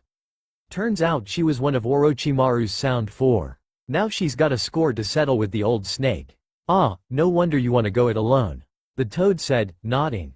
"Why not just scope it out to see if it's safe first, then come back for the Gakis?" "Not a bad idea, but I'm a little unsure of leaving them alone." "It won't take long, just a month," Gamatori said, "then you can decide whether or not to take them in." "You're right, and I think I've got an idea to keep them out of trouble," Jiraiya said, smiling, "and it'll help them train." "You want us to what?" Jiraiya winced at the blonde's voice. "Just what I said, Naruto." For the next month, you and Tayuya-chan will be hunting down Nukanen of Chunin rank. Tayuya frowned, fucking dandy, but what about you, Gigi? My spy network picked up some info that I need to check out. He said, I'll pack and leave tomorrow morning. And we're just supposed to wait here? Naruto asked, to which Jiraiya nodded, that's just great, you dragged me out here to train me, and now you're running off on us. Naruto, he said evenly, what I'm checking out is one of Orochimaru's hideouts. That got both teens' attention. Naruto jumped up, do you think Sasuke's there? What about Orochi Teme? Tayuya growled, I want a shot at that fucker. Clam up and calm down you two. Jiraiya roared, clapping them both on the shoulders and knocking them down, now listen up. Fact 1. No, I don't know if Sasuke is there, or Orochimaru for that matter. Fact 2. If either of them were, neither one of you is strong enough to take them on. Naruto, you were literally torn apart last time you faced Sasuke. And Tayuya, don't even try Orochimaru. Like me, he is a Sannin, and just as strong, if not stronger than me. But, both whined, no buds. Jiraiya growled, you'll move to the next town and find an inn there, and keep up your training and hunting. The purpose for the hunting of the Nukanen is two-fronted. On one half you'll be facing off against strong opponents and pushing yourselves to the limit. And on the other, you'll be earning money for yourselves. I'll only be gone a month, and by the time I get back, if you haven't taken down at least 3 ninja, then you won't be coming with me on the infiltration. Hi, both droned. Jiraiya smiled, oi, don't look so down. I'm not doing this because I don't have faith in your abilities, I just want you to be safe. Okay, Naruto relented, but how are we going to tell if someone's a Nukanen? I'll leave you my bingo book, Jiraiya said, that should be all you need. Kyuubi? Naruto asked mentally, what do you think about this? He heard the Biju groan as if his question had woken him from a nap. Such a troublesome thing to ask, Kit. You want to become stronger, nay? Then you'll need to fight stronger opponents than yourself, and surpass your own limits to do so. I guess so, he thought, thinking back on his fight with Sasuke. That power you gave me back then, would I be able to use it again? The Kyuubi's ears perked up at that. The chakra shroud was the only thing that he would allow the blonde, given the power of the Tori seal holding him there, but if he used it more. That shroud could easily kill you, Kit. You may use it, but not all the time. Remember this. My chakra, my very body was created from hatred, Kit. As were all of my brethren and my predecessor from which we all came. Naruto gulped, not liking the sound of the fox's words. As I said, Kit, you may use it, but only in dire emergencies. See what hatred has done to the young Uchiha, no, their entire cursed clan. Now only 2 remain from the ruins, and both wish for the other's demise as far as I know. Then I'll agree to that. I just want to be ready if I have to fight him again, or someone that's close to his strength. The Kyuubi grinned and nodded, neglecting to tell him that using his chakra would weaken the seal and, eventually, release him. I may not hate you as much as most humans, Kit, but that does not mean that I don't hate you at all. Use my chakra as you will, but it will lead you to your death by my freedom. Tayuya found herself becoming nervous as the night wore on while she laid in bed with Jiraiya and Naruto snoring away on either side of her. She was unused to such noise at night, yet she found it more comforting than the screams and moans from her former home. She felt safe, much safer than she had back then, without the need to worry about who or what might be creeping along the corridors. Or if she would have to examined by either Orochimaru or Kabuto. But now Jiraiya would be leaving, for one of Orochimaru's compounds, and she didn't know if he'd return. In her thoughts the last few days had been like a little slice of heaven for her. She'd eaten more than she'd thought possible, and she'd found that she liked the people she was now with. Jiraiya was the caring grandfather figure she'd always wanted, and Naruto made her laugh like no other. They were the first people she could almost consider friends, even Naruto, whom she'd once called an enemy. She smiled about the day's events when Jiraiya had beaten them both up for being too loud and ignoring their training while they'd argued back and forth. She giggled. Sure, the lumps had hurt, but it had been fun. And then there was the night before when Naruto had healed her somehow. She owed him for that. It had been worse than some of the treatments she'd gotten in the past. More than anything, with these two, she wanted to put her trust in them. Sure, she'd agreed to let old Sannin train her, but that was a means to an end in her vendetta against Orochimaru. But now she truly felt like they were the real thing. What normal people would call friends. With that in mind, she drifted off to sleep. The following morning, both teens woke up to find Jiraiya gone. "Tayuya-san, how are your legs holding up?" Naruto asked over his shoulder. "Fucking dandy," she snapped, "after all that fucked training we did yesterday, my legs feel like shit." Naruto sighed and turned his eyes back to the road in front of them. The village a small speck behind them. They'd left it earlier that morning after they found Jiraiya gone, making sure to make good time. Tayuya didn't want to admit it, but she wanted to rest badly. Only 6 hours on the road and she already wanted to stop for the day. But she didn't want to show any weakness in front of her companion. "We could stop for lunch," Naruto suggested, "it's pretty close to noon now." She was about to say no, but her stomach betrayed her and growled. Naruto heard and looked back at her with a foxy grin. Tayuya blushed. "The fuck are you looking at?" "Nothing," he laughed and stepped off to the side of the road to unpack their food scrolls. Tayuya grumbled but went to join him all the same. No sense traveling on an empty stomach. "Have you thought about what Gigi told us?" she asked. "About what?" Naruto asked. "The bingo book, shit for brains." Tayuya snapped. "We can't just live off what little he left behind." "Oh, right." Naruto laughed, scratching the back of his head. "I guess we could have a look." You're such an airhead." Tayuya growled, reaching for her pouch, and bringing out the book. "Look," he said, "Chunin level targets were fine, and we need to have at least 3 kills under the belt before he gets back." "I know that," Naruto sighed, unsealing some rations, "but I don't see how we're going to find 3 Nukenin within a month." "Easy, we just find a trio that normally work together and take them out." Tayuya smirked. "Simple as that." "And the attack plan," he said, and tossed the girl a rice ball. "We can't just rush in head first." "I thought that's what you were best at." Tayuya grinned and bit into her rice ball. "Besides, we won't be expected to be much of a threat since we're so young." "If you say so," Naruto said. "That's more like it," she said. "Now the next village is a big one, so all sorts of people come and go through it, so we may get lucky. The only reason Eros Sennin told us to wait for him there is because it has an onsen." Naruto thought, "I get the feeling this is gonna be a lot of headaches in the making." "Admit it, Kit, you would do the same thing." The Kyuubi said. "Would not. I'm a pervert, but I'm not a peeping Tom." "Why do you do that?" Tayuya asked, snapping him back to reality. "Do what?" Naruto asked in confusion. "Sometimes you'll look off into space and get these weird looks on your face." She said, "Like you're talking to someone." "Oops. Oh, that? Look, don't bother trying to make shit up," she said. "I won't keep bugging you about it if you don't want to tell me."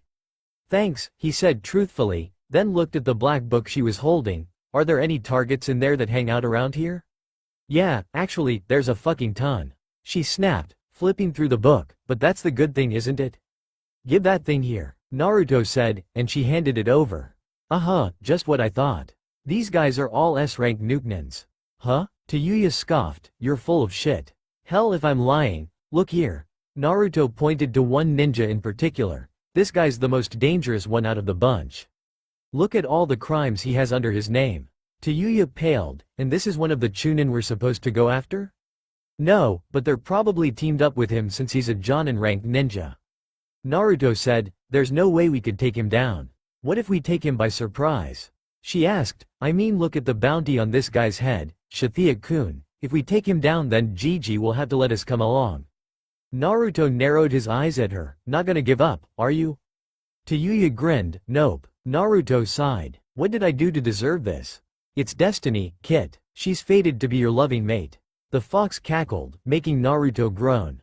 "Alright." Naruto sighed again. "We'll give it a try." Tayuya whooped, but Naruto continued. "But if I think things are getting too dangerous, then we're out of there." "Fine," she growled. "Geez, thanks for the vote of confidence, shithead-kun." Naruto rolled his eyes. "Is it too much to say that I don't want you overdoing it?" She blushed at that. "Don't worry about me." But then something struck her. "We need to stop in town for something first." "What's that?" "I need a flute." She looked down at herself, then at Naruto, "and we both need some new clothes." 10 hours later. An hour away from the village, a small band of ninja sat around a campfire laughing and drinking as they celebrated the day's spoils. Above them, on a high cliff, sat 2 teens. "This is the plan?" asked a boy in an orange and black outfit and Jonin-style vest. "We're really just going to barge in?" "Shut up, shithead-kun," said his companion. Look at them, they're getting drunk. Nothing's less dangerous than a drunk ninja. The girl who stood beside him wore a vest similar to his, along with a chainmail shirt underneath a cream-colored GI, and sported a black cap and shorts. Yeah, but take a closer look, Tayuya-chan, Naruto said. Our target is barely touching his drink. Don't worry about him, she smirked. Once I start playing, he'll be begging for an ass-fu. So important to your future that you do not finish that sentence, Naruto groaned. Seriously, how did you get such a foul mouth? I blame the people fucking I grew up with, she said simply, grinning at his discomfort, and you're starting to sound like Jirobo. Just start place. Hold it, Kit, before you get started. I can sense 5 more presences in the trees around the camp. Guards? Most likely. Probably some screw-ups that got stuck with the grunt work while the others are enjoying their spoils. Thanks for the heads up. There's that look again, Tayuya said in annoyance. Seriously, what the fuck is up with that? There's 5 more men in the trees all around the camp, he said, shocking her. That's what's up with that. Oh, so you're a sensory type? Naruto nodded, her statement being true in a sense. Well, this makes things more interesting. She took out her brand new demonic flute. Stand behind me while cast the genjutsu, or you'll get caught. Naruto nodded and stepped back as Tayuya brought the flute to her lips. The melody that started to play was soft and sweet. Naruto had never been one to listen to such things, but he thought that it was most beautiful music he'd ever heard. Mateki, Tayuya thought as she played, Mugen Onsen. Down in the camp the leader, Seiji Miyazawa, heard something that was out of place here. A flute? Suddenly, all of his men started screaming and falling to the ground, clutching at their limbs. What the fuck's going on? Seiji roared, and then it hit him, genjutsu. And then his world started to warp. He clapped his hands together before the jutsu could take hold of him and shouted, Kai. Back on the cliff, Naruto was marveling at the effects Tayuya's playing was having on the camp. Many had stopped moving and screaming completely, and Naruto could no longer sense their chakra. Damn, I wish I was a genjutsu type. He thought dejectedly. Oi, Kit, look out. Kaden. Goryuka no jutsu. Tayuya. Naruto jumped and grabbed the girl's waist, hauling her away from the cliff just as a gigantic fireball exploded against it. What the fuck? Tayuya yelled. He must have dispelled the jutsu. Naruto growled, we got a fight on our hands. That you do? Fuck, Tayuya moaned as she saw the man standing on the sheer edge of the cliff. He was tall and, like his bingo book picture, had heavy scarring on his face below his right eye. Around his forehead he wore a Kumo Hite with a slash through the Kumogakure symbol. Children? Seiji said in wonder, then chuckled darkly, whichever one of you cast that genjutsu has a lot of talent. All my men died from heart attacks within minutes of it. He looked down at Tayuya. I suppose it was you, Gaki? What of it? She snapped. Well, seeing as I no longer have any men, he sneered, I don't suppose you'd care to join my ranks? Go fuck yourself. Tayuya spat, you're scum, just like the book says. Ah, so you're both bounty hunters, Then he laughed, a little young, but then most of them start young. Still, it's a shame that such a cute couple is about to die. Who's a couple you fuckshit? Tayuya launched herself at him, a kunai already in her hand. Too bad, Seiji formed the tiger seal, you lose. Duck, she heard Naruto roar. Tayuya flattened herself to the ground. Fuma shuriken. She felt her hair brush with the massive shuriken as it sailed over her. Seiji swore and broke off his jutsu and ducked under the weapon as well. Now, Naruto shouted, and leapt over Tayuya. Kacheuse. Yatai Kuzushi no Jutsu. Suddenly Tayuya saw a puff of smoke, and down came an armored toad slightly bigger than a cow. Seiji leapt out of the way just as the toad crashed to the ground where he had been. Don't let up, Gamma. Grab him. Gamma's tongue shot out of his mouth and wrapped around the man's ankle. Shit. Seiji yowled as he felt himself being reeled in, and used the boar, ram, snake, horse and dragon seals, Raiden, Jabashi. Lightning started shooting from his hands, and he touched them to Gamma's tongue. Let go, Naruto shouted, but it was too late on Gamma's part as his tongue was assaulted with thousands of volts of electricity. Bastard, Tayuya roared, momentarily forgotten by Seiji, and hurled her kunai and shuriken at him. Seiji let off his jutsu to block them, giving Naruto a chance to dispel the summoning for poor Gamma. You'll pay for that. Naruto shouted, and jumped again. I'd like to see you try and collect. Seiji laughed and dove right for him. Here's your bill. Naruto yelled, his right hand coming up with a massive amount of chakra in his palm. Time to pay up. Rasengan. Seiji grinned madly, no you don't. Making a familiar seal, Kaden. Goryuka no Jutsu. The dragon-headed fireball barreled toward Naruto with no chance of him escaping. Tayuya screamed as the flames engulfed him. Gotcha. Seiji crowed as he laned, and turned toward Tayuya. Now for you, bitch. Not today. What? Suddenly the ground underneath Seiji's feet erupted as Naruto sprang out of the ground with his Rasengan ready. How? Kage Bushin, asshole. Naruto roared, and drove his Rasengan home. This is for Gamma. And for insulting my friend. The spiraling sphere of chakra sent the Nukenin twisting back into the air. Tayuya was stunned. You really got him. Naruto turned to her with a foxy grin, and said, we got him. Fuck, I nearly got us killed. Tayuya spat, you don't have to fucking make fun of me. I'm not, Naruto said, if you hadn't thrown those shuriken, then Gamma would be dead. Even a toad can't take that much power, especially one his size. Seiji's body finally crashed back to the ground with a sickening crunch, and he made no effort to get up again. Think he's dead? Naruto asked. After a fall like that, Tayuya smirked, even Orochi Teme would be dead. With that freaky neck extension thing he does? Naruto frowned. Good point, she said, then looked down at the camp. How are we gonna get these guys to the bounty office? Naruto thought about it for a minute. Have you got an empty storage scroll? Half an hour later the two were heading to the village with a scroll clutched in Naruto's hand. Tayuya smiled, thinking that Jiraiya would be happy when he came back, which reminded her of something. Oi, shithead, you didn't use the Bushin to use the Rasengan, did you? Naruto stopped, his eyes widening. Hey, you're right. Naruto jumped up. I did it, dat bayo. Tayuya rolled her eyes at him. Nice going, Naruto. Then bit her tongue as she realized she'd slipped, and Naruto didn't miss it. Oi, you said my name.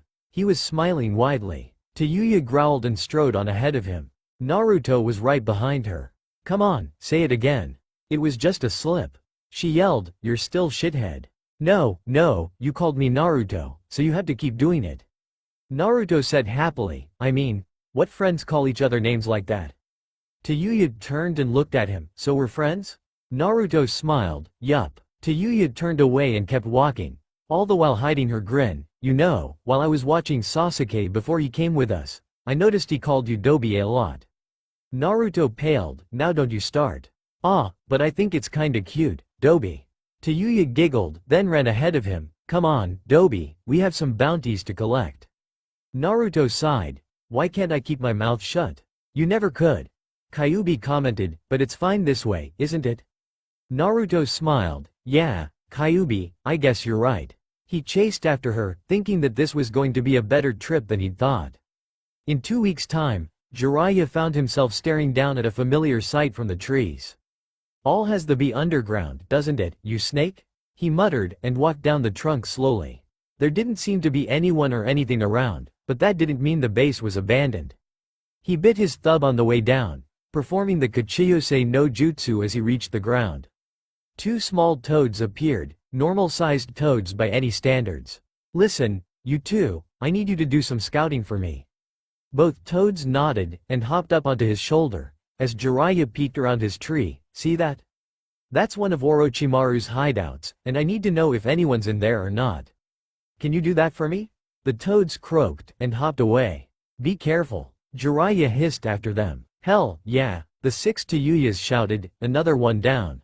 Naruto grinned at her from where he was sitting. Come on, it's just a Kage Bushin.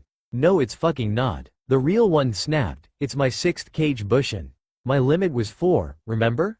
I couldn't make that many without getting dizzy. Yeah, you kept falling over, he grinned, then paled as 6 sets of knuckles cracked. You really need to learn some tact, you know, Kit? Naruto didn't have time to answer as he was trying to escape the wrath of 6 angry red heads. After what seemed like hours, Jiraiya's 2 toads came back, dirty but unharmed. Well, did you find anyone? Many bones and some prisoners. Croaked one of them. No guards that we could see. Croaked the other. What was the condition of the prisoners? The toads looked at each other and then back to Jiraiya. Alive. That didn't sit well with the Toad Sennin. Alright.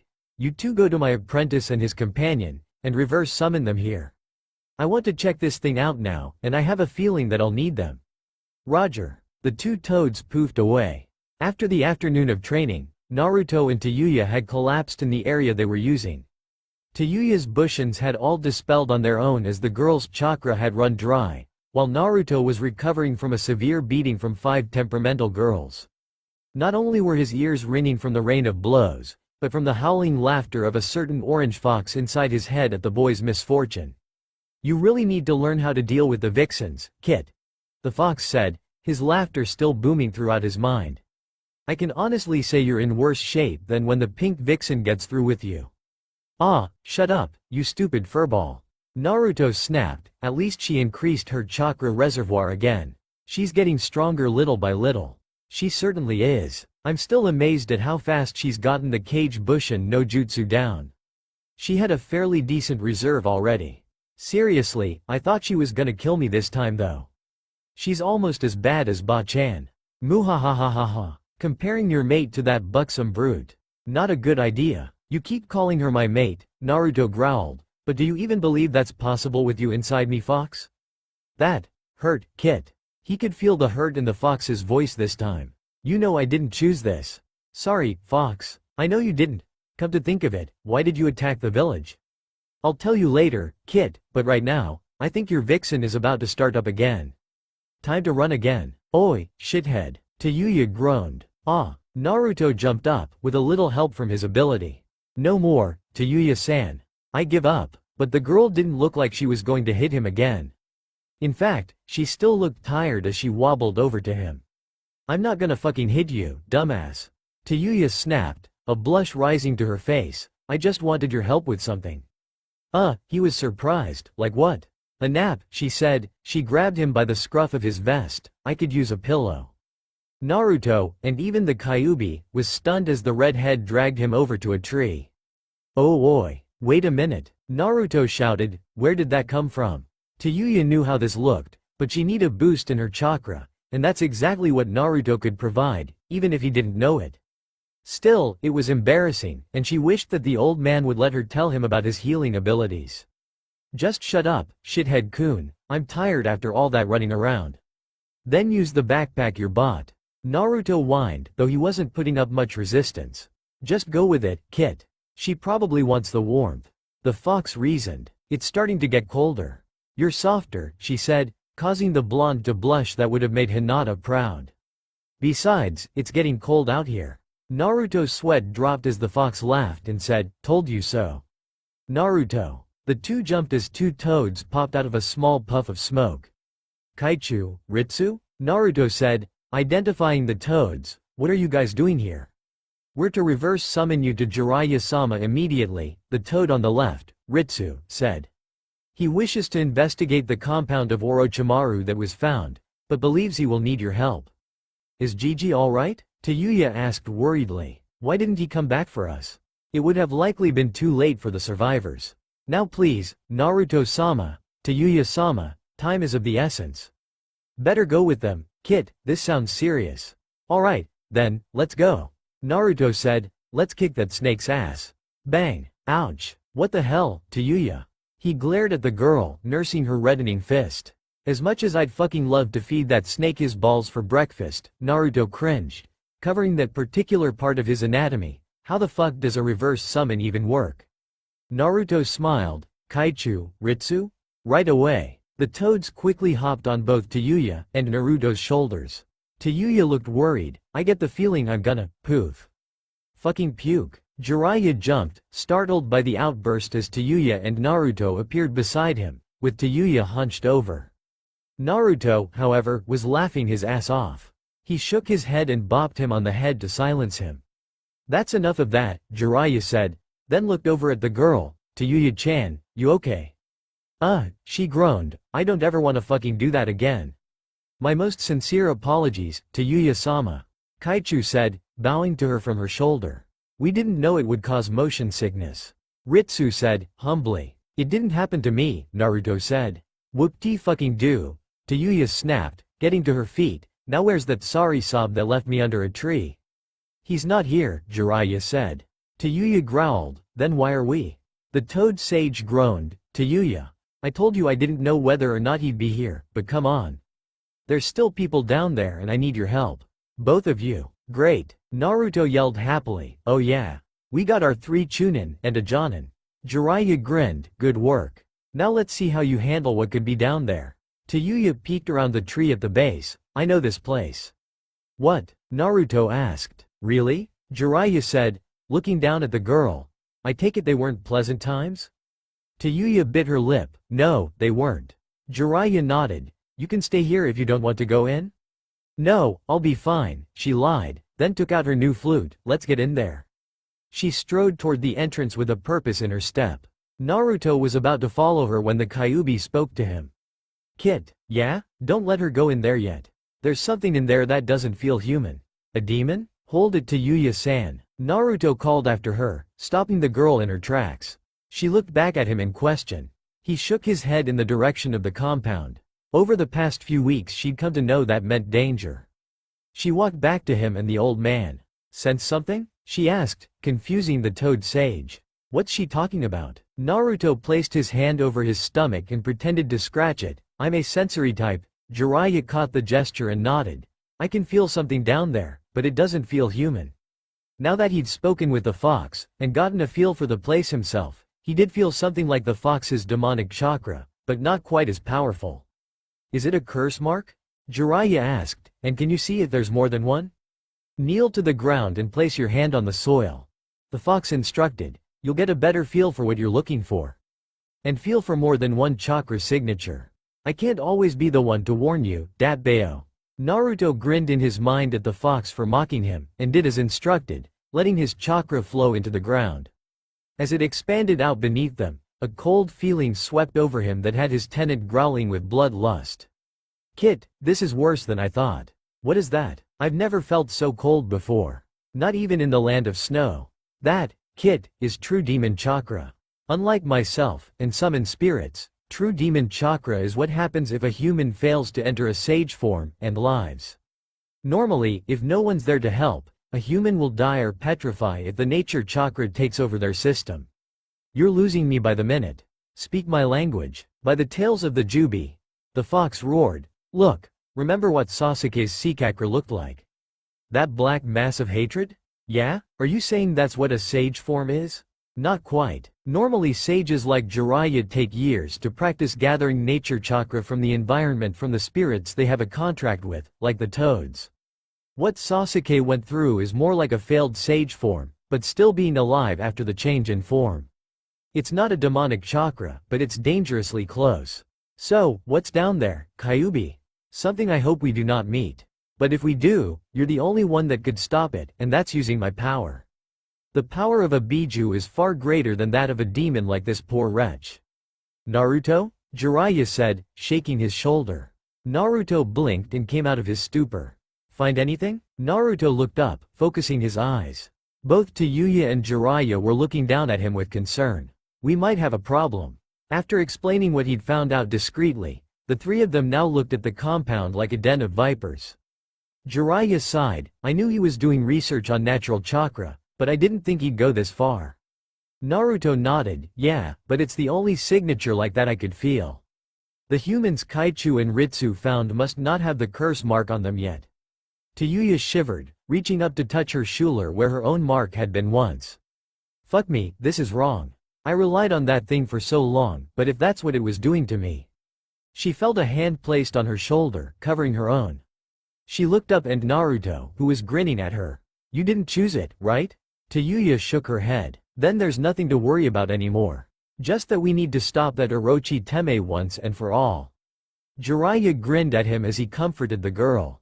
That's right, and as much as it worries me, we need to go down there and get the survivors out. We'll just have to try and avoid that thing, whatever it is, until we can bring the whole place down on its ears. If it has any, quipped Tayuya. That's my girl, Jiraiya grinned, patting her shoulder, earning a blush from her. Now, let's get down there, and get the hell out of here. Upon entering the compound, Naruto immediately felt his stomach lurch. The scent of death was strong here, so strong that he could barely keep down his breakfast. This is horrible. Easy, Kit, it'll pass in a moment or two. That's easy for you to say, Kyuubi, but damn it, this is thick. I agree. Even for a demon's lair or someone like Orochimaru, this place reeks of cruelty, blood and death. Naruto groaned and pressed on, keeping himself in the lead because of his sensing abilities. Tayuya was kept in the middle of them for safety, while Jiraiya brought up the rear. So, can you lead us to the prisoners?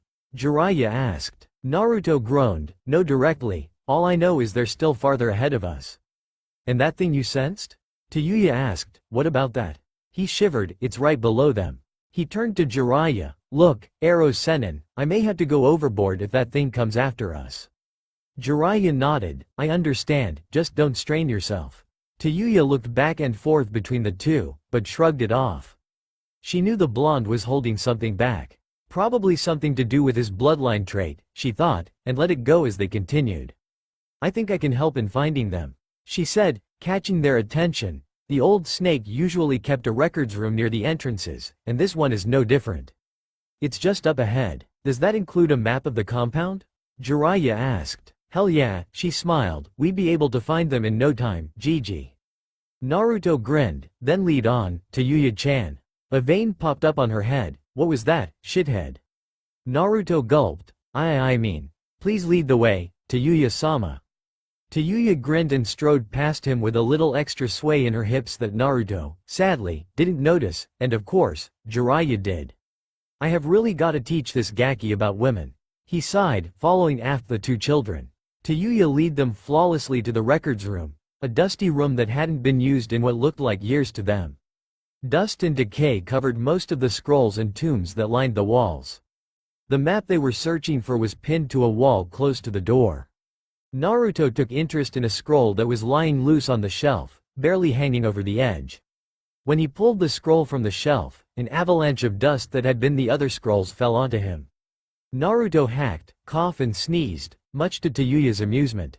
But Jiraiya noticed the scroll that had attracted his attention. Naruto, what's that scroll you have there? Naruto held the scroll out to him. I don't know, but it's the only one that wasn't rotten. He handed the scroll over for him to inspect. Jiraiya blew a bit of dust off, and found an oddly familiar symbol. Well, this is an Uzumaki sealing scroll. Naruto's eyes widened. Did he say Uzumaki? Jiraiya saw the look of wonder and disbelief on the blonde's face and smiled. Yeah, Gaki. This is your scroll by birthright. He handed the scroll back to the stunned boy. The Uzumaki clan was known for their fuinjutsu, and had close ties to the Senju clan when Konohagakure was founded. Tayuya smirked. Looks like you ain't such a doby after all. But the smirk died on her lips as soon as she saw her friend's face. He was gripping the scroll like a lifeline, and he was biting his lip, fighting back tears. Naruto? The tears spilled over. I had a family. Focus, Naruto, Jiraiya said, we can talk about it later. Right now we need to find those prisoners and get them out of here. Right. He stuffed the scroll into his vest pocket, let's go. Tayuya, in a rare display, went and bumped her shoulder against his. You gonna be okay, shithead-kun? Naruto gave his usual foxy grin. Yeah, it's just a little much to take in. Well, let's go, she said, this place is giving me a bad stream of memories. The three moved out of the records room, and followed Tayuya who carried the map. The redhead kept up a steady pace, not willing to take her time, and soon they came to circular room with A. This is the operating room, Tayuya growled, looking at the rectangle-shaped table in the center of the room. Her whole body began to shake with fear and rage as she remembered her time on that very table. The cells, she said, should be just up ahead. Now it was Naruto's turn to be worried for his friend.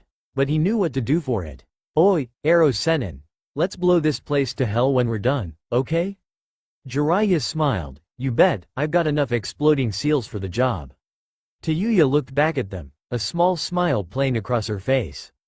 Thanks, guys. Tayuya sighed. Who's there? All three whipped around. Hello? Jiraiya called out, we're friends. We've come to get you out. Naruto shouted. For a long minute or two there was nothing. No sounds. Then the sounds of chains and shuffling could be heard. Naruto's ears perked up, over there. He darted toward a corridor on the left. Hold on. Jiraiya yelled, hurrying after him with Tayuya close behind him. Naruto ran along the hall following his instincts to the sound. His sensory abilities leading him faster with each step. On your left, Kit. Naruto slid on the balls of his feet and made a hard left.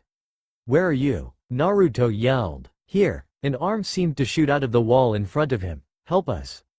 Jiraiya. Tayuya. I found them. Naruto yelled, sliding on the bottom of his sandals, and stopping in front of a cell. Oh, thank Kami, it was a woman, poor and malnourished, with shocking red hair. Her smile lit up her gaunt face like a blazing ray of sun. Please, you must get us out of here. Us? Naruto looked behind her, seeing more than 15 people inside the cell, all with the same red hair. Okay, let's get you out of here. He held up his hand and started forming his Rasengan. Stand back. Wait, said a man's voice, who are you? Rasengan. He brought the jutsu down on the lock and door. The metal warped and shattered, nearly blowing the door off its hinges. Smiling at his work, he stepped into the cell. Naruto Uzumaki, at your service. Uzumaki? The woman said, but your hair is blonde. Our clan has red hair. Naruto's eyes widened. What did you say? Just then Jiraiya and Tayuya arrived. Are you telling me that you're all part of the Uzumaki clan? What was that? Jiraiya yelled, that's not possible. The Uzumaki clan was wiped out when the Third War started.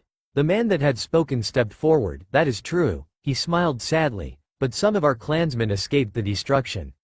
We fled into the mountains. We spent years there with so few of us to continue the clan, but we managed. And then Orochimaru came. Naruto took a good look at him. He was around 30 or so, and had scars all over his torso. We of the Uzumaki have always attracted attention, wanted or not. He said, many clans wanted to take our sons and daughters for marriage. Others wanted to destroy us. Ultimately, our gifts with our chakra are what led to our destruction. Gifts? Naruto asked. The woman stepped forward this time. Our chakra was special. Like a multifaceted Kekkei Genkei, it had multiple uses. From healing, she looked down at Naruto, to sealing. Which is what attracted Orochimaru. Are you talking about the chakra chains? Jiraiya asked. What are those? Naruto asked. It is a form of Fuinjutsu, the woman said, and yes, that is why he came for us. But it was a rare ability, even among our clan. Only Kushina-san was able to use it, and she died in the leaf against the Kyuubi no Kitsune. Naruto grew excited at the news. Does that mean there were other Uzumaki in the Leaf Village? She shook her head. No, Kushina-sama was the only one. Naruto looked down slightly, and Tayuya noticed that Jiraiya was growing uncomfortable. He's hiding something from him. Then she grinned. What's got you so down, shithead? If she was the only Uzumaki in the village, that means that she was your mother, right? Naruto's head snapped up. Hey, that's right. The man smiled. That would explain a few things. Wait, Jiraiya said, looking down at the blonde. Naruto, you need to know something. Naruto smiled at him, his cerulean eyes whirling sadly. You knew them, didn't you? To which Jiraiya nodded. It's okay. I know it was probably a good reason for keeping it from me. A very good reason, he said, but not because of your mother, it was your father that would have caused the trouble. Tell him to stop beating around the bush already. The fox roared. I knew that woman. She was my previous container. What the hell happened to her? He saw the boy wince, and figured that the fox was giving him an earful. Look, Gaki, there's a lot that we need to go over. I think you need to sit down. Deep within the bowels of the compound something stirred, a fresh, enticing scent reaching its senses. A massive forked tongue flicked out of a black scale-lined mouth. This wasn't the scent of its charges which its master had asked him to watch over. No, this was fresh meat. With a shuddering breath, the beast rose up on its coils and spread a massive hood out from its head. Time to eat. Naruto and Tayuya sat in stunned silence as Jiraiya finished his tale. The remaining Uzumaki had all listened with interest as the boy found out about his lineage. So, the blonde said uneasily, that's who I am. Yes, Jiraiya said, hanging his head in shame, I'll understand if you wish to call our trip quits. If I were in your shoes right now, I wouldn't want anything to do with me either. Naruto looked up at him. How could I do that? You're my Oji-chan, after all. Jiraiya smiled at him and reached out to pull the boy into a hug.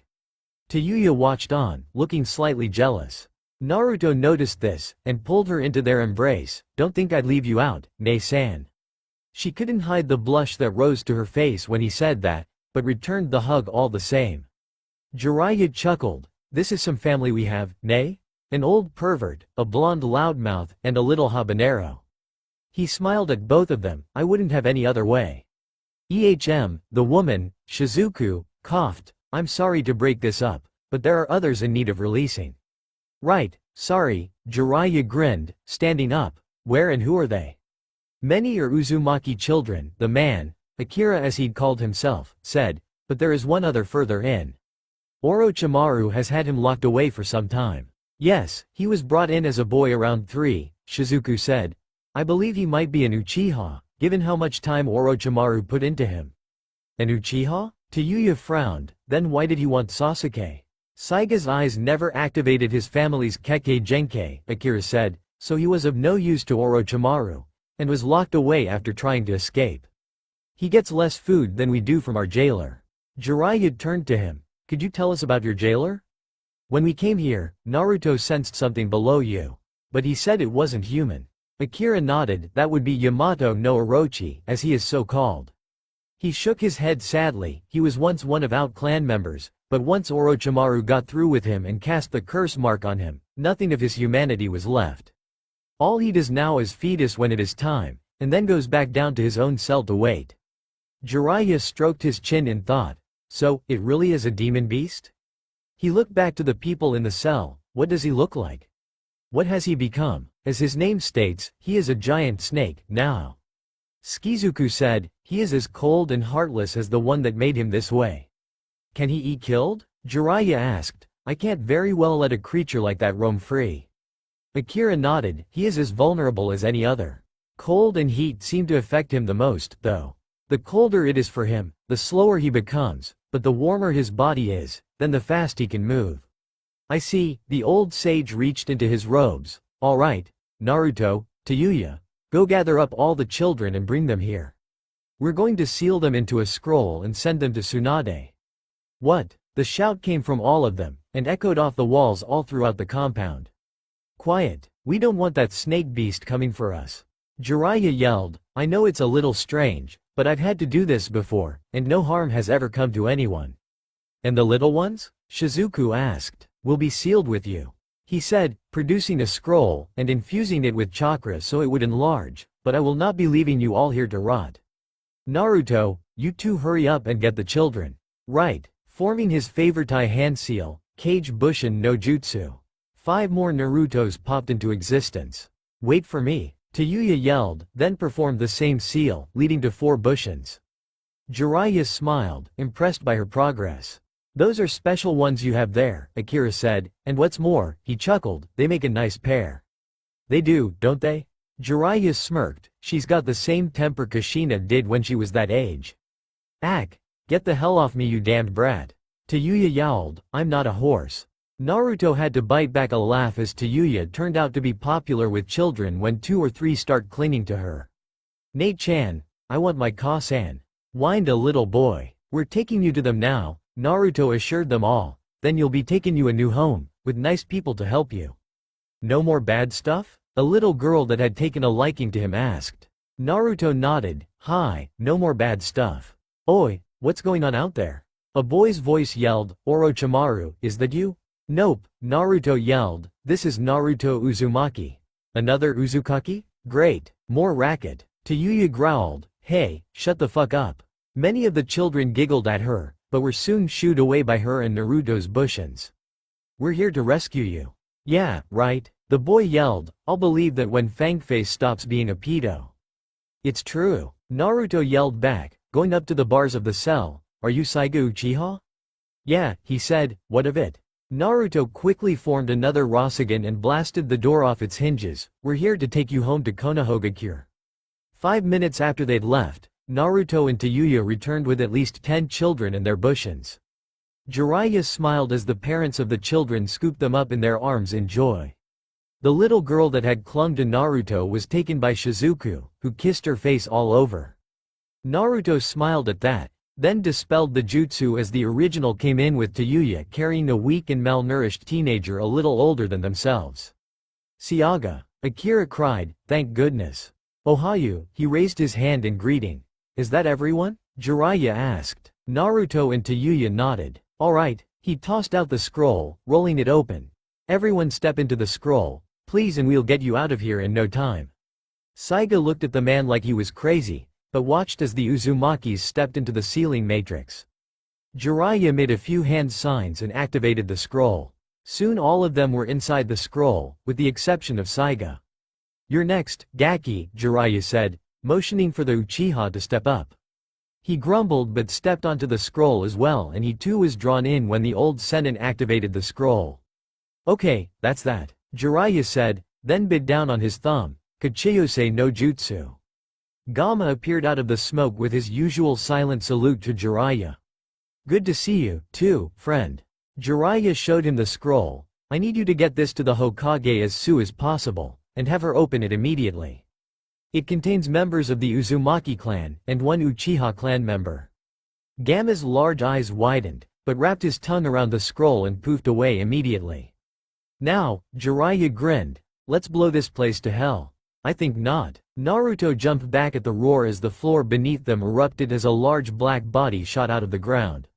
Tayuya flashed to his side and pulled him out of harm's way as the massive scales crashed down where he'd landed just a moment earlier.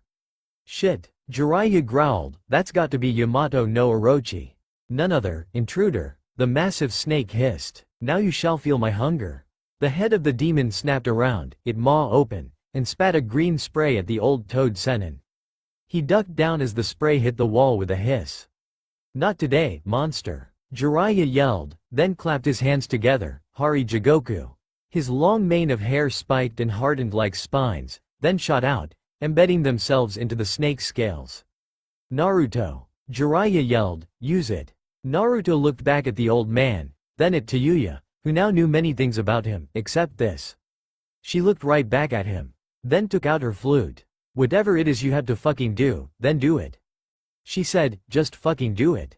I don't know how my genjutsu will work on him, and I don't have my curse mark anymore, so all I have is my Doki summoning. Naruto nodded, biting him lip. Okay, just don't hate me. You ready, Kyuubi? Hate you? Tayuya spat. What the hell are you talking about? Always, Kit, let's go. As if in answer to Tayuya's question, a burning red chakra cloak wrapped itself around Naruto. The blonde grunted in pain and bent down on all fours as a tail and ears sprouted from the cloak, giving him the appearance of his tenant. You may have to use more than this, but let's test this bastard out. Right. Naruto shot forward in a burst of speed and slammed into the snake, digging his now razor-sharp claws into the beast's scales. Orochi screamed in pain and rage as the blonde Jinchuriki began to tear into him, then spun his body in whirling motion in an attempt to dislodge him. Jiraiya took the chance to rush over to the stunned Tayuya and rush out of the cell and back down the hall to escape the battle. Wait! Tayuya yelled, snapping out of it, what about Naruto? We won't be able to help him in close quarters like that. Jiraiya said, we need to find some place open to lure that thing. The operating room. Tayuya snapped, that's as open as it gets. Jiraiya nodded and sped back the way they'd came, only to find Naruto galloping at full speed toward the same location. Orochi was right behind him, snapping at the chakra tail in rage.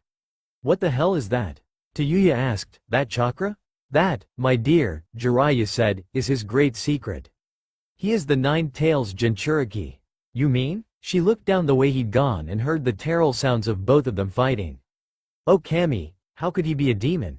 He's not, the old Sennin said, he's merely the container. There's nothing different about him from any other 12-year-old boy. But because of the devastation the fox caused, he was branded with the demon's sins. The sounds of the fighting grew louder and more fierce. Tayuya ground her teeth together and squirmed out of his arms. I don't give a fuck at this point. He needs help. She bit down on her thumb and slammed her hand to the ground. Kachiyose no jutsu. A huge puff of smoke appeared, along with 3 large, ugly ogres. Jiraiya cringed at the sight of their weapons. Cubs, spears and axes adorned their backs. Tayuya grinned, well, you have let me sign the Toad contract yet. She took out her flute and started playing a fast, erratic tune that had the 3 ogres turning around and running in the direction of the fight. As Tayuya ran after them, Jiraiya grinned and sighed, I really need to get her that contract. Kit, take it easy. You're using too much chakra. I don't care. This thing goes down with or without me. Naruto growled and lunged at the monster again, letting his now two-tailed cloaked claws slam into the soft belly of the snake. The Kyuubi was growing more worried with each passing second. The one-tailed cloak the boy could handle, but at the two-tailed cloak, he could feel the boy's seal weakening. "Kit, I'm warning you, this is happening too fast. If you bring the level up too fast, the seal will break. You'll kill us both." Naruto was through listening at the moment. Orochi brought his enormous tail around and smashed him to the ground. The breath left his lungs as he coughed and gasped for air, and tried to get out from under the snake. "Is this really all you've got, little Kitsune?" Orochi hissed mockingly, and pressed down on him with his full weight. "Such a shame. I haven't had to fight for my food in such a long time. You've barely made me work for my meal. Fuck you." Naruto snarled. "Damn right." His head whipped around just as three hulking figures rammed into the snake's body, pushing the coils off him. "Come on, you dumbass. Move those tails." "Thanks, Tayuya," he yelled, then jumped for the snake's head. "You're mine." "Ha!" Orochi sprayed him with his acid. Naruto's cloak protected him, but his clothes still took some of the acid. Still, Naruto jumped right onto the demon's head, and clawed at him savagely. "Kit, hurry up. You're about to hit three tails." "I'm working on it. He's tough. Use the Rasengan, Baka." The feral blonde growled and raised his hand as the chakra ball formed, turning purple from the Kyuubi's chakra. "Eat this, Kyuubi Rasengan." The ball spiraled into the snake monster's head, sending him ramming into the ground. Tayuya played her flute and ordered her Doki to attack, the three demons drawing their weapons and charging the demon. Orochi saw them coming and swiped his tail around, smashing them into the wall. Naruto leapt off the head, awed by how the beast could take such damage. Then a sharp pain racked through his body. "Shit," he thought, "it must be the third tail." "You're right, Kit, and if this keeps up, the fourth tail will sprout and you'll lose all control. End this now. You're not helping. It's not like I can." "Wait, what about Bijudama?" "Not in that form, Kit. It would kill you for sure." "Then what do you suggest? How else do you kill a snake but by cutting off the head?" "Tayuya, the head, aim for the head." Naruto roared, "The spot I launched the Rasengan." Right, her Doki had dispelled after they'd been hit by the tail, but she still had some exploding seals. She leapt up and ran along the wall and up. She flipped off the wall just as Orochi raised his head up to pursue the blonde Jinchuriki, and landed just above his hood. "What's this? Get off of me, you slut." Tayuya growled as she slapped a seal on the weak spot Naruto's Rasengan had made. "Up yours, shit for brains." She leapt away shouting, "Kai." The explosion that erupted from the seal sent the girl spinning through the air helplessly, while the giant snake roared in agony. "I gotcha." Naruto came flying toward her and snatched her out of the air and landed quickly, setting her back on her feet before the chakra cloak could burn her. "Nice one. Thanks, Foxy." Tayuya smirked. "TCH, better than, shithead-kun, I guess." Naruto growled. "Gangway, Gakis." Both turned in time to see Jiraiya running toward the thrashing snake with two of his blazing Rasengan ready. "Heat may make this thing fast, but let's see how much it can take." "Kaden. Go in Rasengan." As the two burning spheres touched the snake's scales, flames erupted from the impact point and spread up around the beast's body, melting flesh and bone alike. "Ga, you wretched ninja, my master will avenge me. Your whole village will burn." Jiraiya jumped back as Orochi tried to snap at him with his fangs, only to ignite the acid in his mouth when his head passed too close to the flames. Naruto came down from his nine tails cloak, nearly collapsing from the strain. "We need to get out of here." "Go!" Jiraiya yelled. "I already set the seals up with cage bushins. Let's get the fuck out of here, then." Tayuya grabbed Naruto's arm and slung it over her shoulders. "Come on, shithead." Naruto grinned as they started running. "What happened to Foxy?" "Shut it and run. Konohagakure no Sato." To say that the Hokage and the council were surprised by the new arrivals would be an understatement. When Gamma arrived with the scroll, she had assumed that it was information on the Akatsuki, or perhaps a progress report on Naruto's training. If only it were that simple. No, what she got were two clans thought to be extinct, and the news, via Shizuku Uzumaki, that Naruto now knew of his parentage. Plus the added bonus of finding one of Orochimaru's Atonins alive, and the potential destruction of one of the Snake Sanin's bases. Which was now what she had to deal with as 20 Uzumaki clan members, and one Uchiha now stood before the civilian and shinobi councils to decide their fates. You all know why I called this emergency meeting, correct? Tsunade asked, eyeing each of the civilians, then moving on to the shinobi, receiving a nod from each in turn, or yawn in the case of the Nara clan. Each member of the newly arrived clans was seated in front of the slug sennin nervously, some clutching children. The true surprise was the Uchiha. Young Saiga appeared to be in the poorest of health aside from the others, considering his lineage, but he carried himself with some of the arrogance his clan was known for. We have been called, the old warhawk, Danzo Shimura said, eyeing some of the newcomers, to determine whether these people are fit for village life among Konoha citizens. That is incorrect, Danzo Dono, Tsunade growled, stressing the honorific of his name with distaste.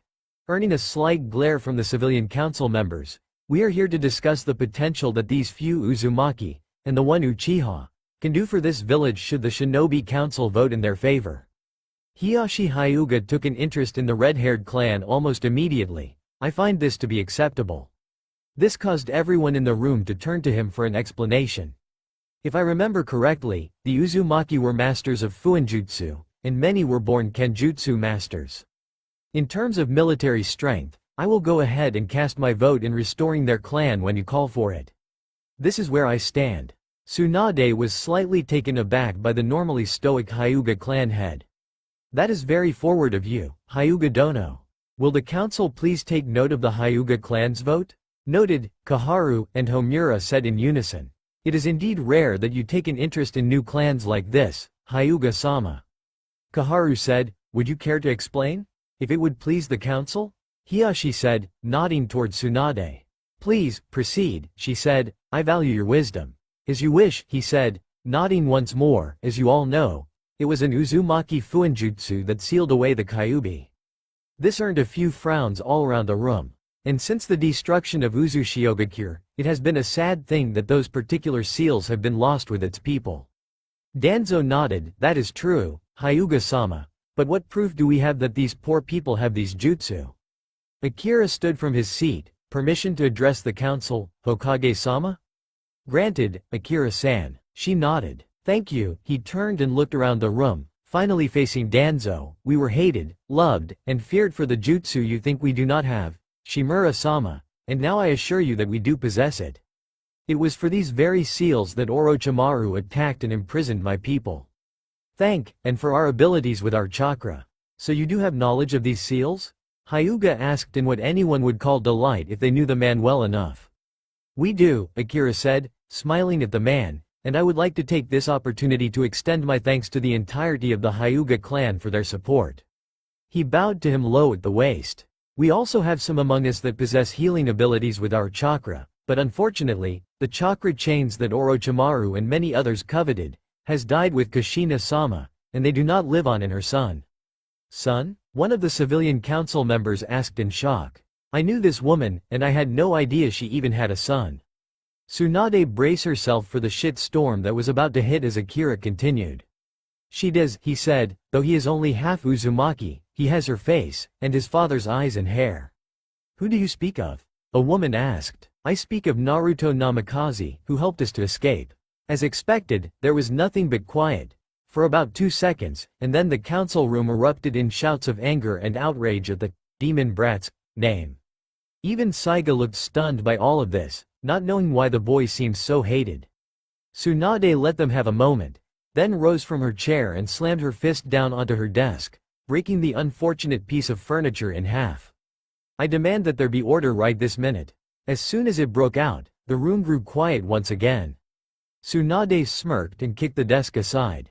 Now, the next person to refer to Naruto as the demon brat, or any other form of insult will have a date with RyoshiMorino. She strode down into the center of the room. Now, cast your votes, Shinobi Council. Shall the Uzumaki join our ranks as members of Konohagakure? Inoichi Yamanaka was the first to stand. The Yamanaka clan will side for the restoration of the Uzumaki clan. Shikaku Nara stood next. I will stand with them. So will I, Shuza Akamichi said. I see no harm in it, Sume Inazuka said. It is the logical choice to allow them to continue, said Shibi Aburame. I will side with the restoration, Asumaseru Tobi said.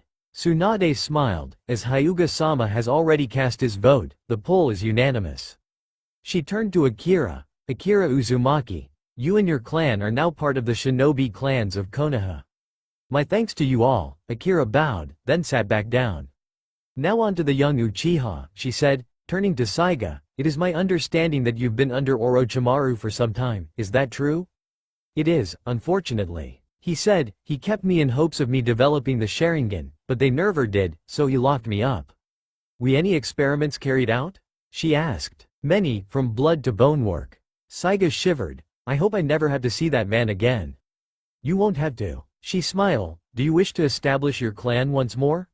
What do you mean, Hokage-sama?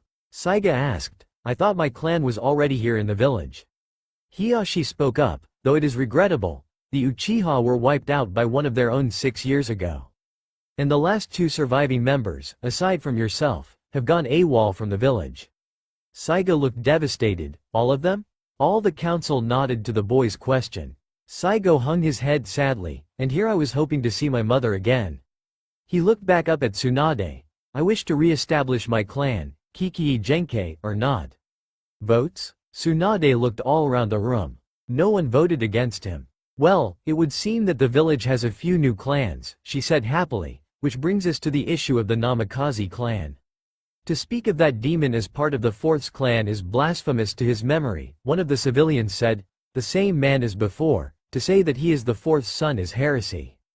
Tsunade strode over to the man, glowering down at him. You are here as a witness, and witness only, Bunzo-san.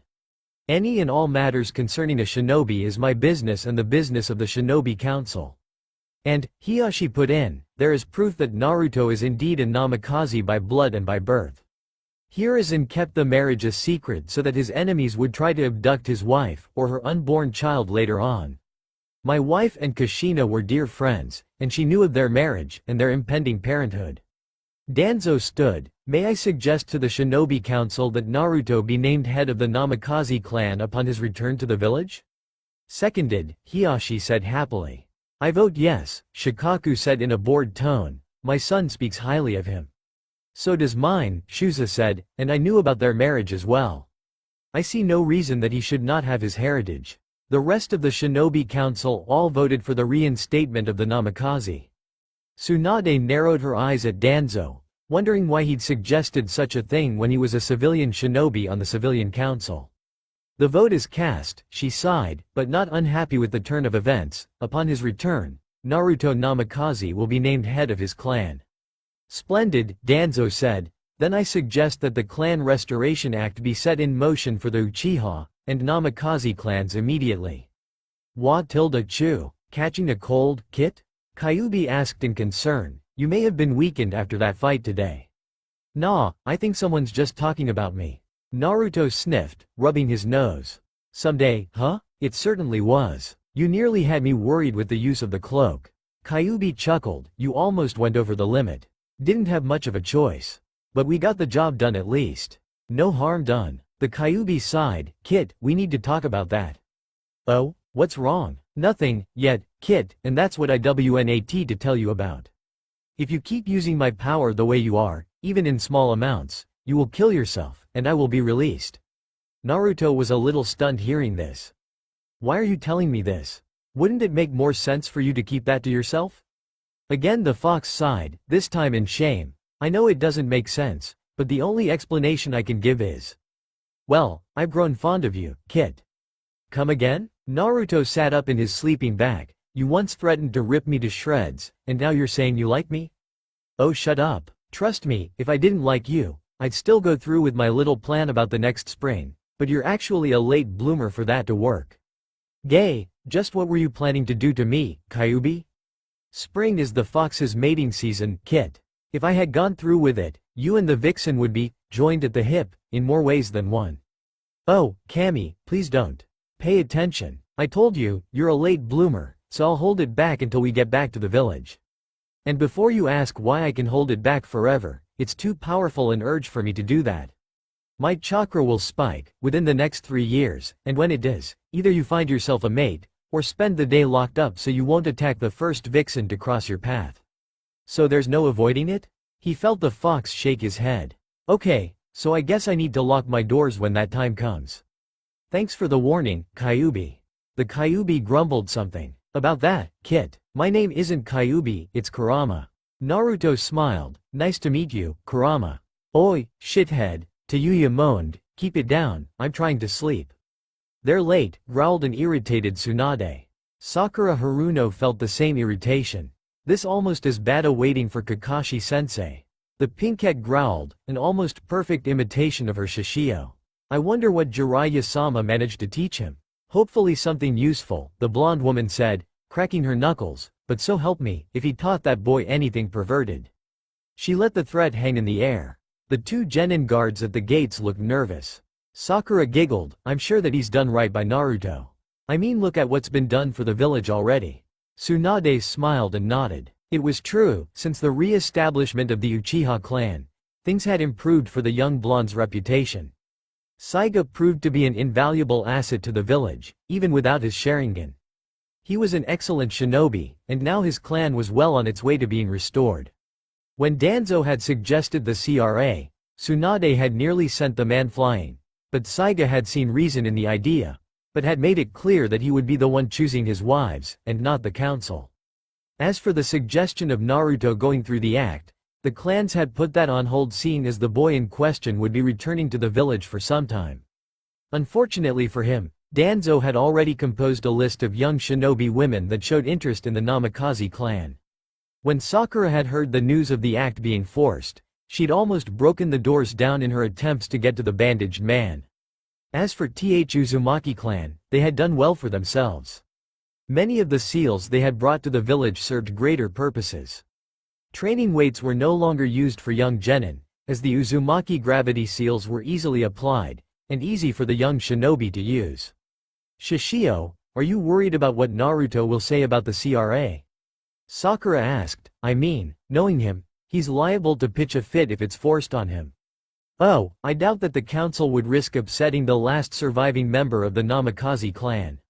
Tsunade said, sighing heavily, it's the fact that Jiraiya might actually try to convince him to go through with it that has me worried. Sakura deadpanned, he would, wouldn't he? He would, she said, which is why I sent a message to him earlier this week in hopes of warning him. Danzo will most likely try and start pushing the girls at him as soon as he gets back, bar the Chunin exams, and find some way to tie the boy to him. Naruto won't go for that, Sakura said, he'll go straight for the exams. Tsunade chuckled, without a doubt. Suddenly, she felt a shiver going down her spine. Without a doubt, Tsunade-heim, you've done wheel. Pervert. Cool, I can see the village. Yelled a tall young blonde. We're almost home. Beside him a red-haired young woman snorted. Speak for yourself, Foxy, she said, they'll probably take me to prison, and you to the bunny farm. Naruto shivered, over my dead body. No way are you going to jail after all the help you've been. And I am not letting them stick me with a wife or two. Tayuya rolled her eyes at him, like you would know what to do with a girl if she said Ohayu to you. And what does that make you? Naruto grinned, you're a girl. No shit, Foxy, nice of you to notice. She batted her eyes at him, making him cringe. Don't do that, Naruto shivered, it really doesn't suit you. She scowled at him, what the fuck does that mean? Naruto grinned at her, that's what I mean, Tayuya-chan, I don't know any girls that curse as much as you do. So what? She growled. Naruto laughed, so a lot of girls at the village would be picking their jaws up off the ground if they heard you on one of your rants. He laughed again, imagining Ino or Sakura listening to the redhead. Matter of fact, I hope I'm there to see it. Yeah, you will if I have anything to say about it.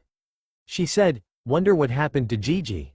Naruto shrugged. Jiraiya had disappeared earlier that morning, saying that he'd meet them in the village. Knowing him, he's either scoping out the bathhouse, or he's playing with Ba-chan. He said, groaning, I swear, it's like looking after a kid in a candy store. Tayuya giggled, come on, he's not that bad. Really? After that time he tried to peep on you last year? Naruto asked. I've got nothing to hide, she said, looping her arms behind her head, so long as he doesn't try anything other than that, we're good. Naruto thought for a moment, so you don't mind being spied on? I didn't say that, she yelled, but you just said, shut the fuck up, she yelled, Gigi's harmless. You on the other hand. Like I do that, Naruto growled. You groped me, Tayuya snapped. Are you ever gonna let me live that down? Naruto asked, blushing. I already told you that Kurama woke me up. Oh sure, blame the fox. Tayuya sneered. That's what I said. Kurama snickered. Admit it, Kit. You've lost. Don't start. It's bad enough that she never lets me forget that little stunt you put me through. Sure, and have you forgotten what's about to happen? 2 months and it's time to go crazy, Kit. Don't remind me. Are you two fighting again? Tayuya asked, seeing the look on his face. Whenever Naruto started staring off into space, she knew he had to be talking to his tenant again. Normally, as Naruto put it, they argued over things, like Naruto not eating enough meat. No, he's just reminding me of something I don't want to think about. Naruto said, sighing. Tayuya shrugged, not wanting to pry. Pervert, huh? Tayuya blinked. Naruto laughed. I think we just found RyoshiMorino. A minute later they both heard a high-pitched scream that was most definitely the old Toad Sage when he was being beaten for doing research where he wasn't supposed to. You know, maybe you should take a card from his hand. You might actually win over a vixen. No thanks. Naruto shouted out loud, causing Tayuya to look at him. What did he say this time? She asked. That I should be more like RyoshiMorino, he said, groaning again, like that would happen. I wouldn't let you live that long. She smiled sweetly, making Naruto shiver all the way to his sandals. Soon they came up to the gates of the village, and spotted 3 familiar figures. One was a taller blonde woman with pigtails, and something that made Tayuya cross her arms in jealousy. Fuck, I'm 16 for Kami's sake, where are my tits at? She grumbled. Naruto bit back a laugh that would have surely sent him flying into the Hokage monument. The other figure was a slim younger girl with short pink hair dressed in red. Lastly, of course, was a beaten and battered Jiraiya. His face was puffed up from numerous punches to the face. Naruto. Sakura called out, waving to them. Naruto smiled and waved back. Tayuya did nothing, unsure of what to do. Naruto saw this, noticing that she'd clenched her hands. Still smiling, he reached out and took her left and his right and pulled her along gently. She didn't resist. Over the years, they'd come to do this unconsciously at times when they made it to a new village or met new people. Tayuya was actually very shy despite her brash attitude. And when that shyness took over, he'd always take her hand like he'd just done and take the lead. When the 2 women saw this, both were equally stunned, only just noticed the girl since she seemed to be hanging back from him slightly. Sakura was more freaked than anything. The Naruto she knew was an idiotic brat that wouldn't know what to do with a girl even if someone gave him a manual. Tsunade, however, had a wide smile on her face when she saw the girl. Like father like son, huh, Jiraiya? She asked. That he is, her old partner said as the 2 teens came closer. They've come a long way in the last 3 years. I'm proud to call them both my apprentices. Tsunade gave him a look. So the toads accepted her? No, Jiraiya said sadly. She wasn't able to stay astride Bunta for more than a minute before she was thrown. But she has something different. I think you'll be surprised. Ba-chan. Naruto said, it's great to see you. A vein throbbed on her head. How many times have I told you not to call me that, brat? Sakura looked worried. She knew that Tsunade had a terrible temper, even when she was sober. Shishio, I'm sure he didn't, she started, but she didn't need to worry, because a moment later the slug Sannin enveloped the younger blonde in a bone-crushing hug. By Kami you've grown, Naruto. She said to the boy she'd viewed as a little brother, I can't really call you a shrimp anymore. Naruto smiled and scratched the back of his head. Thanks, but I've still got a ways to go before I catch up to my dad. He grinned. Tsunade frowned a little. So he really did know. But I've had to grow a little just to keep up with the training I went through. Her smile returned. I should hope so, and you'll have a chance to show me what you've got. The Chunin exams are coming up soon. Cool, it's about time I earned that promotion. Naruto, Sakura said, looking at the strange redhead standing behind him. Who's your friend? This brought Tsunade's attention to the girl. The former Atonin bit her lip in nervousness. In Tsunade's eyes the girl slightly resembled Kushina, but she was obviously not an Uzumaki due to her low chakra levels. Low compared to the Uzumaki clan, she thought, but she's close to a Jonin's level in chakra. She also seemed to gravitate herself around the blonde teen unconsciously. Naruto grinned again. This is my friend, Tayuya. Tsunade smiled. Formerly of Otogakure, am I correct? Sakura's eyes widened. A sound ninja? She thought, then watched as Tayuya nodded. Tsunade kept the smile on her face. Well, welcome to Konoha. Thanks, she said, still keeping close to Naruto. So, Sakura said, how did the training go? The three of them looked a little disappointed. Tsunade frowned. Don't tell me you couldn't control the fox? It's not that he couldn't control it, Jiraiya said, scratching his neck, it's just using it weakens the seal. Tsunade looked a little shocked. How bad is it?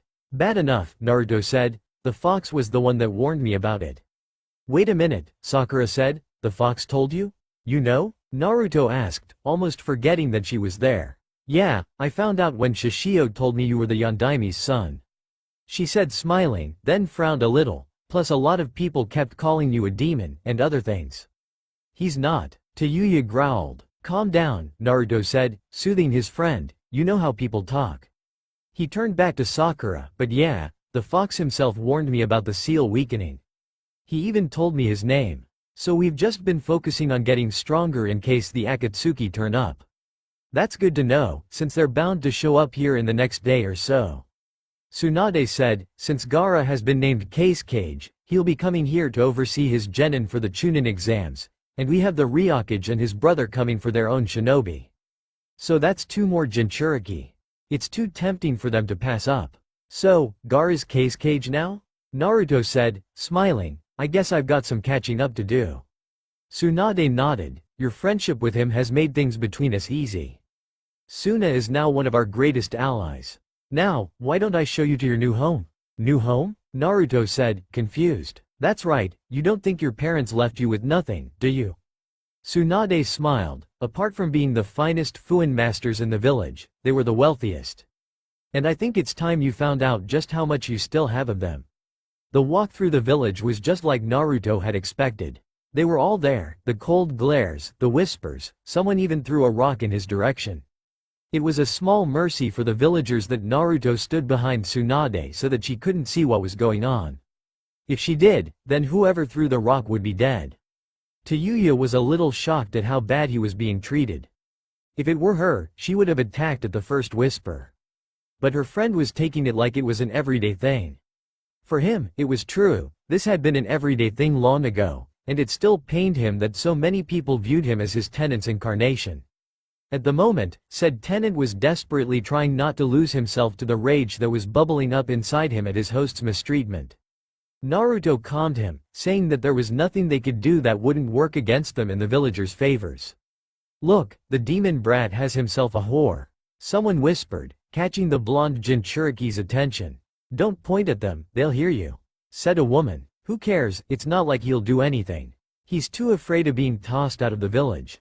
And only a whore would let herself be seen with that monster.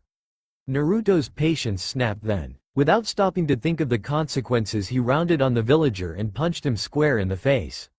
The woman that had been with him was now horrified to see that the normally tame, demon brat, had lashed out at someone. What the hell are you doing? She yelled, what right do you have to attack him? Tsunade had turned and was watching the scene unfold with interest while Jiraiya grinned in amusement. Sakura and Tayuya weren't sure what to think, neither of them were used to seeing Naruto strike out at anyone like this. What right? Naruto sneered angrily at the woman, who backed away in fear. What gives you the right to speak about someone you've never even met? For all you know, Tayuya could be the daughter of a cage, yet you assume she is my whore just because she's with me. The man he'd knocked down groaned, and staggered back to his feet. How dare you? He reached a nearby broom, and swung it. Naruto caught it easily, and crushed the wooden handle like it was nothing. How dare you? Naruto growled back, you forget, I'm a shinobi of this village. And I'm also the container of the Kyuubi no Kitsune, the same beast the Yondaime Hokage gave his life to seal away. If I didn't look up to him so much, if I didn't love this village, what's to stop me from letting the fox loose, and letting him destroy everything and everyone that's ever caused me pain? Tsunade stepped forward, I certainly wouldn't blame you. And it makes things worse that you are the Yondaime's son, and these people still treat you like trash.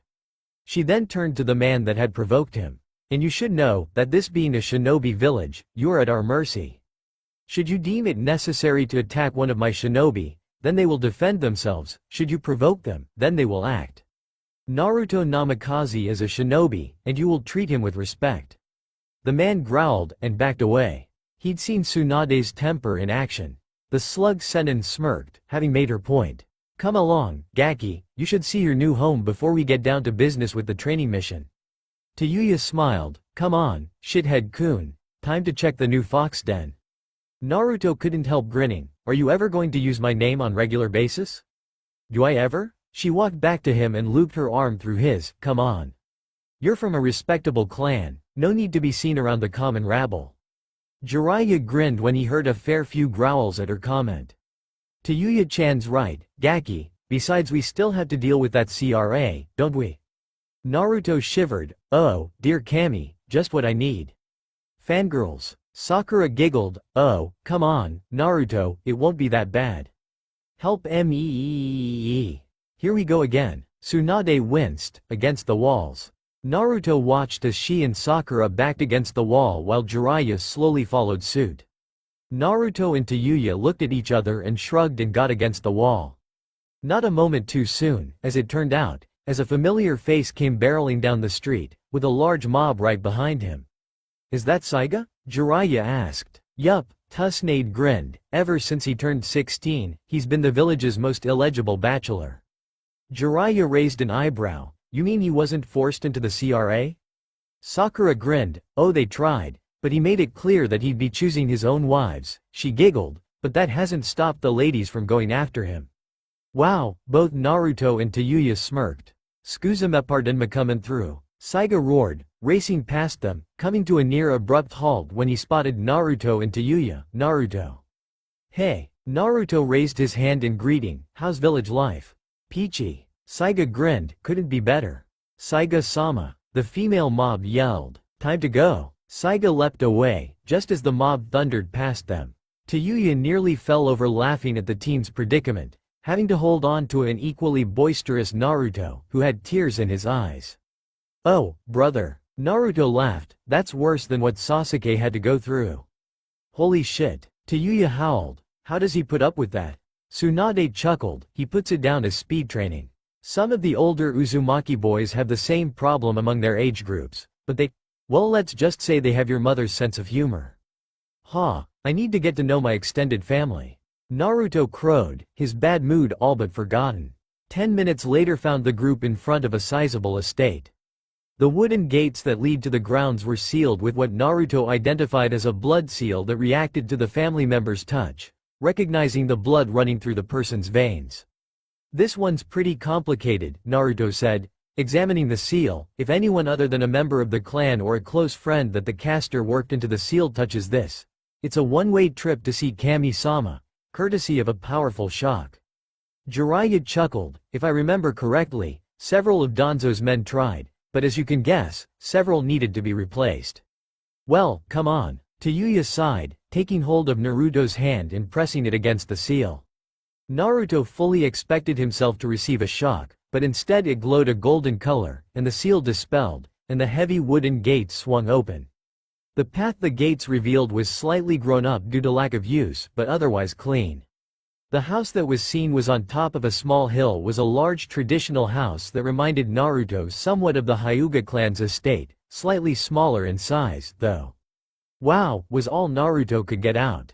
Tayuya giggled and tugged him onto the grounds toward the house. Come on, Foxy, let's check it out. Naruto nodded dumbly and tagged along behind her. Once they were up the path, Naruto found a similar seal on the front door, which he quickly deactivated, and the door slid open for him, almost as if it was welcoming him home. There was the sound of rushing wind as the door opened, like there was no air inside the house. That's probably an airtight seal to keep out the dust and keep things inside fresh and clean. Tsunade said, Kushina always did like to keep a clean house. That makes sense, Naruto thought, and kicked off his sandals as he entered the house. It was overwhelming to him, in a way, that he was actually standing in his parents' home, his home, after so long of thinking he was alone in the world. Lining the walls were numerous pictures of his parents in varying stages of their lives, from their academy days to a picture of Minato and Kushina facing the camera with Kushina extremely far along in pregnancy. His eyes stung with unshed tears as he took it all in. This is, to fucking right it is. Tayuya smiled at him, giving his hand a squeeze. Welcome home, shithead-kun. Naruto blinked, snapping out of his daze, and looked down at her with a smirk. You know, you should really refer to me as Namikaze-sama. He grinned, then winced as the redhead flicked his cheek. In your dreams, she said. Speaking of dreams, Tsunade said, making her presence known to them once more, where are you planning to sleep, Tayuya-chan? Tayuya hadn't thought about that. For the last 3 years after the incident at the old base with Yamato no Orochi, she'd stuck close to Naruto, even sleeping close to him. She wasn't sure she could fall asleep without hearing him breathing. She'll stay here, Naruto spoke up, surprising the two women, and causing Tayuya to look up at him, that is, if she feels comfortable with it. It's fine by me, she said, not really sure if she could refuse. I kinda thought he'd say that, Jiraiya smirked, drawing the attention of the older blonde and pinkhead. Those two are as close as siblings. I even let them spend a year on their own, and they came out of that singing show tunes. You left them alone, Tsunade growled. For a whole year, Sakura yelled, imitating her sensei. Yes, and in that time, if you haven't checked the bingo books, they took down 5 A-class Jonins and their lackeys. Jiraiya pointed out, the Gakis are now rich because of that. Despite the successfulness of that venture, this did not save the Toad Sannin from a pink and blonde beating. While this was going on, Naruto and Tayuya moved further into the house, taking in the surroundings. The back of the house was a spacious training area, as well as a small building that had steam rising from the window. That must be a bathhouse. Tayuya said, better not invite Gigi over, nay? Yeah, it'll be like walking into one of his books. Naruto snickered. Tayuya giggled and pulled him down the halls toward what had to be the sleeping areas. Naruto opened the doors, and nearly broke down right there. Tayuya peeked around him to see what was wrong until she saw it. Inside was a small room, with light blue trimmed walls and little toads printed on the walls, and a multitude of small toys, a nursery. Naruto walked into the room slowly, leaving Tayuya at the door, and taking it all in. There was also a small cradle in the room, and a small bed just big enough for a toddler with a little nightstand beside it. This was supposed to be mine. He breathed out, and then the tears did spill out. Naruto sank to his knees, covering his face and trying to hide his tears. Tayuya had rarely seen the blonde Jinchuriki cry before, but when he did it was only out of sheer happiness or sadness. This, she could see, was a mixture of the two. Sadness for what he'd lost and never had the chance to know. Happiness for the simple fact that he hadn't been unwanted. Stepping into the room silently, and kneeling by his side to place a hand on his shoulder. Welcome home, Naruto Namikaze. Later that day after Naruto and Tayuya were settled, Tsunade returned to the ever-present task of Hokage, mainly, paperwork. I swear, there's no end to this. She groaned and reached for her drawer, pulling out a half-full bottle of sake. A little early for that, isn't it, Haim-chan? Tsunade sputtered just before putting the bottle to her lips and whirled around to find Jiraiya sitting in the window. Why'd I never have that thing locked? She wondered, what are you doing here, pervert? I just thought I'd drop by before heading out again. He said, holding up his hands, besides, I saw that you took an interest in Tayuya-chan's closeness to the Gaki. Tsunade harumphed and took a long swing from her bottle, so what? I'm entitled, aren't I? She growled, what is it with those two, anyway? Jiraiya chuckled, well, you know Naruto. He's friendly toward everyone. Tayuya's become like a sister to him these last 3 years, and she treats him like a true friend. When no one's around. So they're just friends, She said, taking another drink, I have a feeling that won't last too long. She and Jiraiya chuckled. Jiraiya smiled, oh, there's something there all right.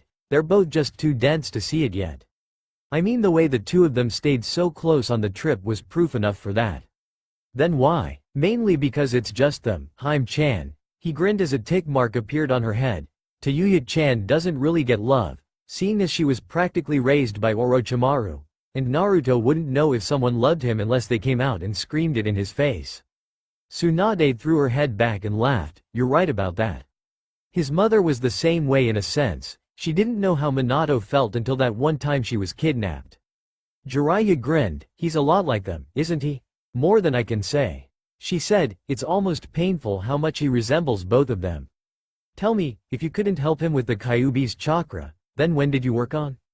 Jiraiya chuckled again, believe it or not, that boy has a talent for fuinjutsu. Really? Completely, he said. He even worked out a seal that's able to draw a living soul into an object. He could imprison the Sanbi if we knew where the creature was. You looked for it? Tsunade felt her temper rise. You know how dangerous that thing is. It may only have 3 tails, but a biju is a biju. Calm down, Jiraiya said. They did that on their own, because, and this is what Naruto told me, Kurama, that's the fox's name, wanted his brother to live in peace. That particular seal would have let it fall into a sleep as long as the seal was in place. So it was the fox's idea? She scoffed. I find it hard to believe that a tailed beast would actually try to hunt down one of its own just to seal it away. That's what I said when they told me about the mission, but Kurama assured me that sealing the Sanbi away was for the best, since it would ruin whatever the Akatsuki have planned. Unless they have a Fuin master in their midst. They would have to, she sighed. From what I've heard, they seek to extract the biju from their Jinchuriki hosts, which we know would be the death of that person. Jiraiya groaned. After all this time, there's still so little we know. Well, there's still time, Tsunade said. After the Chunin exams, I'm going to wrap the matter of Sasuke Uchiha up for good. What do you mean? He asked. I intend to have a team go after him and Orochimaru. She clarified, I've had enough of his nonsense. The council has been breathing down my neck ever since Shikamaru and his team came back so badly injured from the last mission. You do realize that Tayuya was part of the same team that took Sasuke? Jiraiya asked. I do, she nodded, which is why I'm planning to bring it up with the council, though I'll need to speak to Temari and Shikamaru about her. There may be some hard feelings between them. She smiled, but I have a feeling that if anyone tries to harm the girl, Naruto will definitely let them see what he can do. Jiraiya nodded in agreement. If anyone hurt little Tayuya-chan, Naruto wouldn't hesitate to rip into them like he was the biju he contained. Naruto sat in the living room of his parents' home, now his home, letting the day's events shift through his thoughts. Seeing the room he should have grown up in had been too much for him in the emotional long run. Even if Tayuya had comforted him, it was Kurama that had calmed him, and drawn the young blonde into his mind and let the boy blow off some steam. Blowing off said steam had consisted of a major spar with the enormous fox, which left him tired, yet satisfied. When he'd woken up, Tayuya had moved away and stepped into the kitchen to start unsealing all their scrolls that contained food to start dinner. Unfortunately, in the 3 years of training, cooking had not agreed with her. Naruto found her sobbing angrily over what used to be a frying pan, and what looked like rice or some sort of vegetable. Naruto took the chance to suggest they go out for dinner, which she agreed to after she calmed down a little. The first thing that had been on Naruto's mind since he'd thought of food was his favorite food stand, Ichiraku ramen. Tayuya, seeing where this was going, demanded her own favorite, dango. This led to a small confrontation on Naruto's part when they ran into a certain Tokubetsu Jonin that also loved dango, and messing with Naruto. Anko Mitarashi immediately homed in on the pair as soon as they entered the little cafe. She had already finished around 10 sticks of her favorite sweets, and threw one of the sharp sticks straight at Naruto's right cheek. Not expecting the attack, Naruto flinched away when he felt the scratch, and ducked only to be caught in a familiar hold. Well, looky what we have here. Naruto shivered as he felt Anko's tongue flick over the small trail of blood running down his cheek. Still as tasty as before. Tayuya turned a dangerous shade of red as she saw the strange woman hanging all over her friend, and more so when she noticed that her assets were firmly planted in the blonde genin's back. When Anbu Ninja had finally arrived to break up the fight, Naruto had already decided that he would never go near another dango as long as he lived. All of this led to Tayuya carrying an exhausted and beaten Naruto home with an extremely amused fox roaring with laughter at the poor blonde's misfortune. Now he found himself lounging on the couch, trying to figure out what he was going to do during the Chunin exam. Or what he was going to do with Tayuya for that matter. She wasn't even a Konoha shinobi, which made her an enemy in the eyes of Danzo and the other elders. Danzo, he knew from Jiraiya's warnings, would stop at nothing to try and control him, whether it be a form of genjutsu, or a form of blackmail, he would do anything. He might even go after Tayuya-chan. He thought, which made him uncomfortable. He knew Tayuya well enough to know that she'd take half the village with her before Danzo managed to subdue her, perhaps even killing herself in the process. And then I would fight for her. He thought, knowing full well that he was more than capable of destroying the village if he wanted. Then he heard a dark chuckling in the back of his mind. Those are dark thoughts, Kit, for one that wants nothing but peace. Why the sudden urge to destroy? It's hard to explain, Naruto said to the fox. Tayuya-chan didn't come here so people could mistreat her. That is true, Kit, but you know that people will always talk about things that interest them, and not all of it will be pleasant. Take your situation for example. People view you as myself, when you are only my container. Also people think it blasphemous that you are the Yondaime's son, when you carry the burden that he entrusted to you. You see? Yeah, Naruto thought. People simply place blame where none should be placed for the sins of others. Come to think of it, you never did tell me why you attacked the village, Kurama. That's something I really don't like to talk about, Kit. Truth be known, I didn't want to attack the village. When Kushina had just given birth to you, a masked man with a black cloak took you from them, and threatened to kill you if they didn't hand Kushina over to him. And they did? No, Minato managed to snatch you from him, but there were exploding seals attached to you, and he had to use his flying thunder god technique to get you away before they went off. In that amount of time, I was torn from Kushina's body, which should have killed her immediately, but she held on. It's one of the things I admired about her. She was by far the strongest female I'd ever met. Naruto smiled. Thanks, Kurama. So what happened next? Well, of course, Minato went after him. But by that time, I was already under a powerful genjutsu that was, if you can believe it, a Sharingan power. You mean it was an Uchiha? I'm not entirely sure of that, Kit. Remember, back then, the Uchiha were plentiful, which could easily mean that someone slew one of the clansmen and took their eyes from them. I guess that's true. So what happened then? I was forced to lay waste to the village.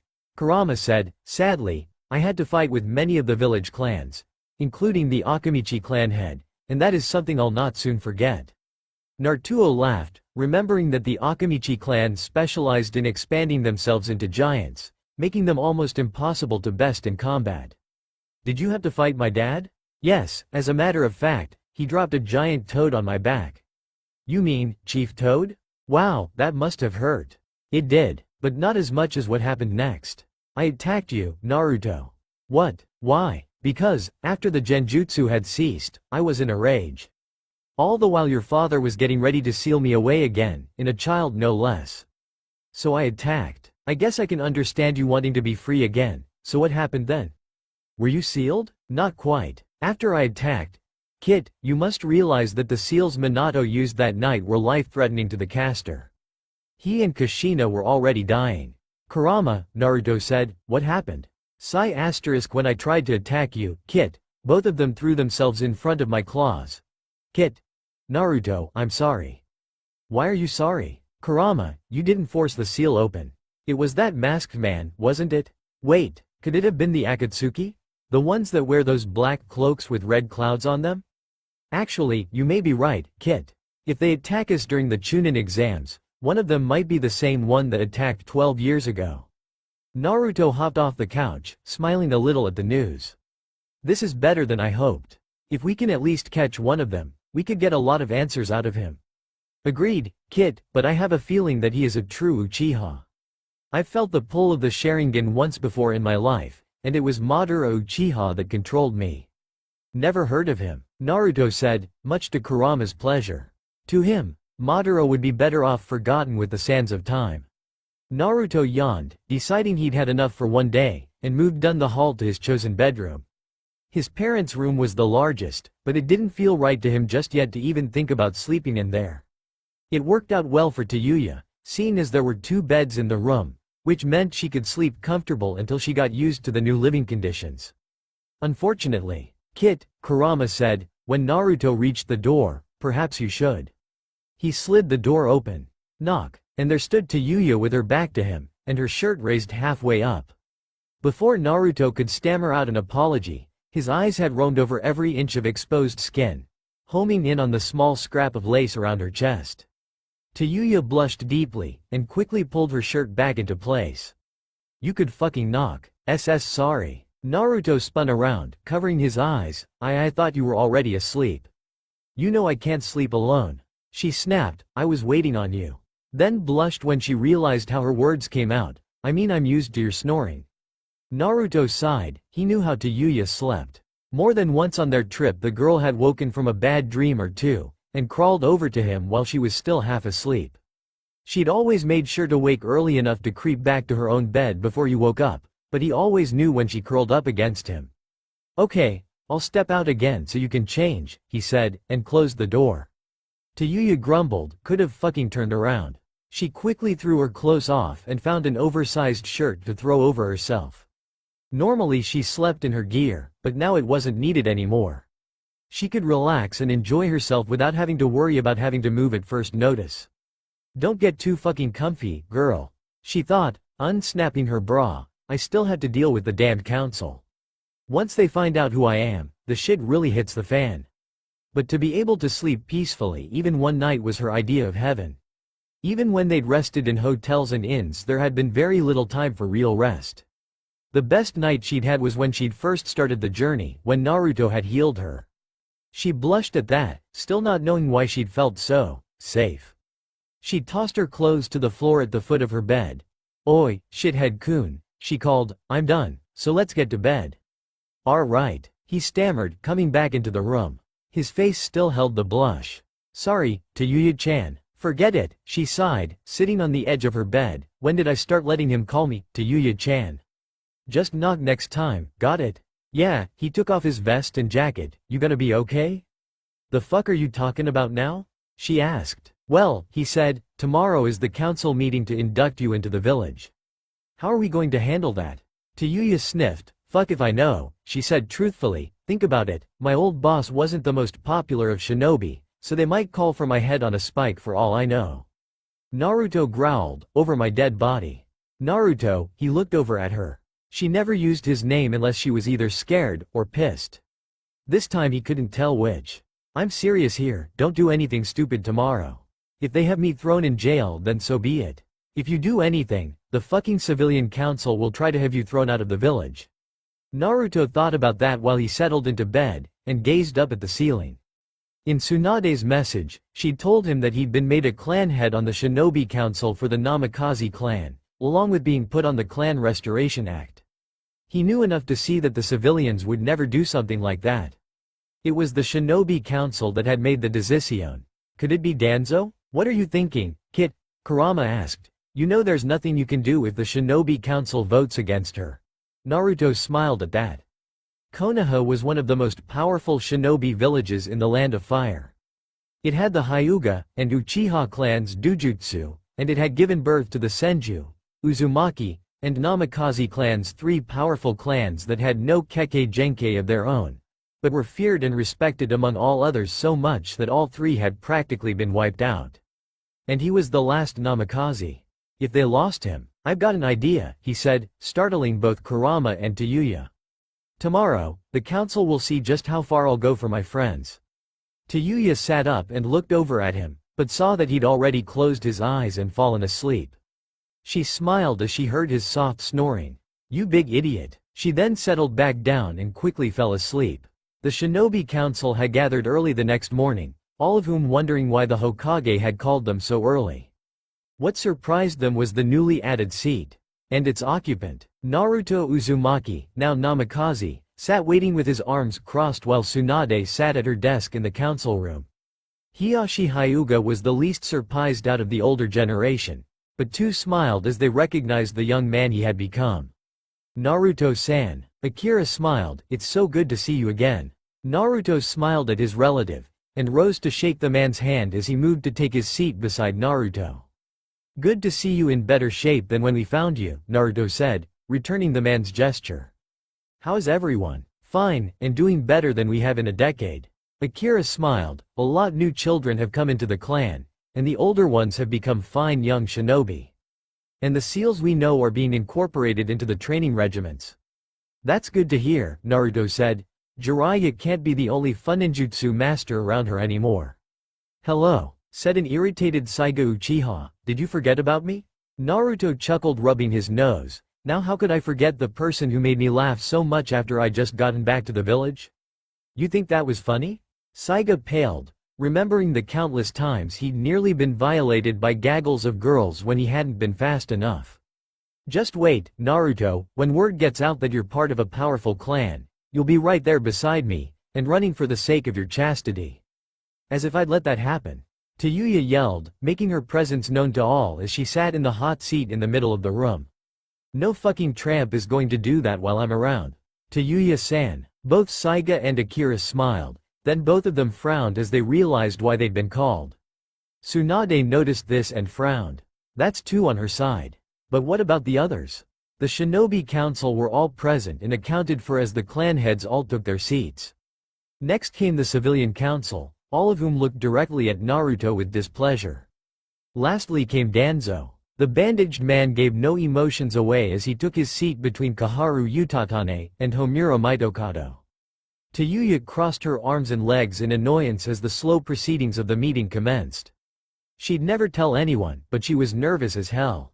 If they voted against her. Let's begin by welcoming our new council member, Tsunade said cheerfully. Naruto Namikaze Dono. Please rise and greet the council please. Naruto did as he was told. Thank you for including me in the council so soon after my clan was re-established, Hokage-sama. Naruto managed to say with a straight face. Tsunade herself managed a small smile as she'd finally gotten a small ounce of respect out of the boy. You are welcomed among us, she said. Now, moving on, our topic for today's meeting is allowing a new shinobi into the village. There were murmurs and grumblings all around the room as they took in the girl in the seat before them.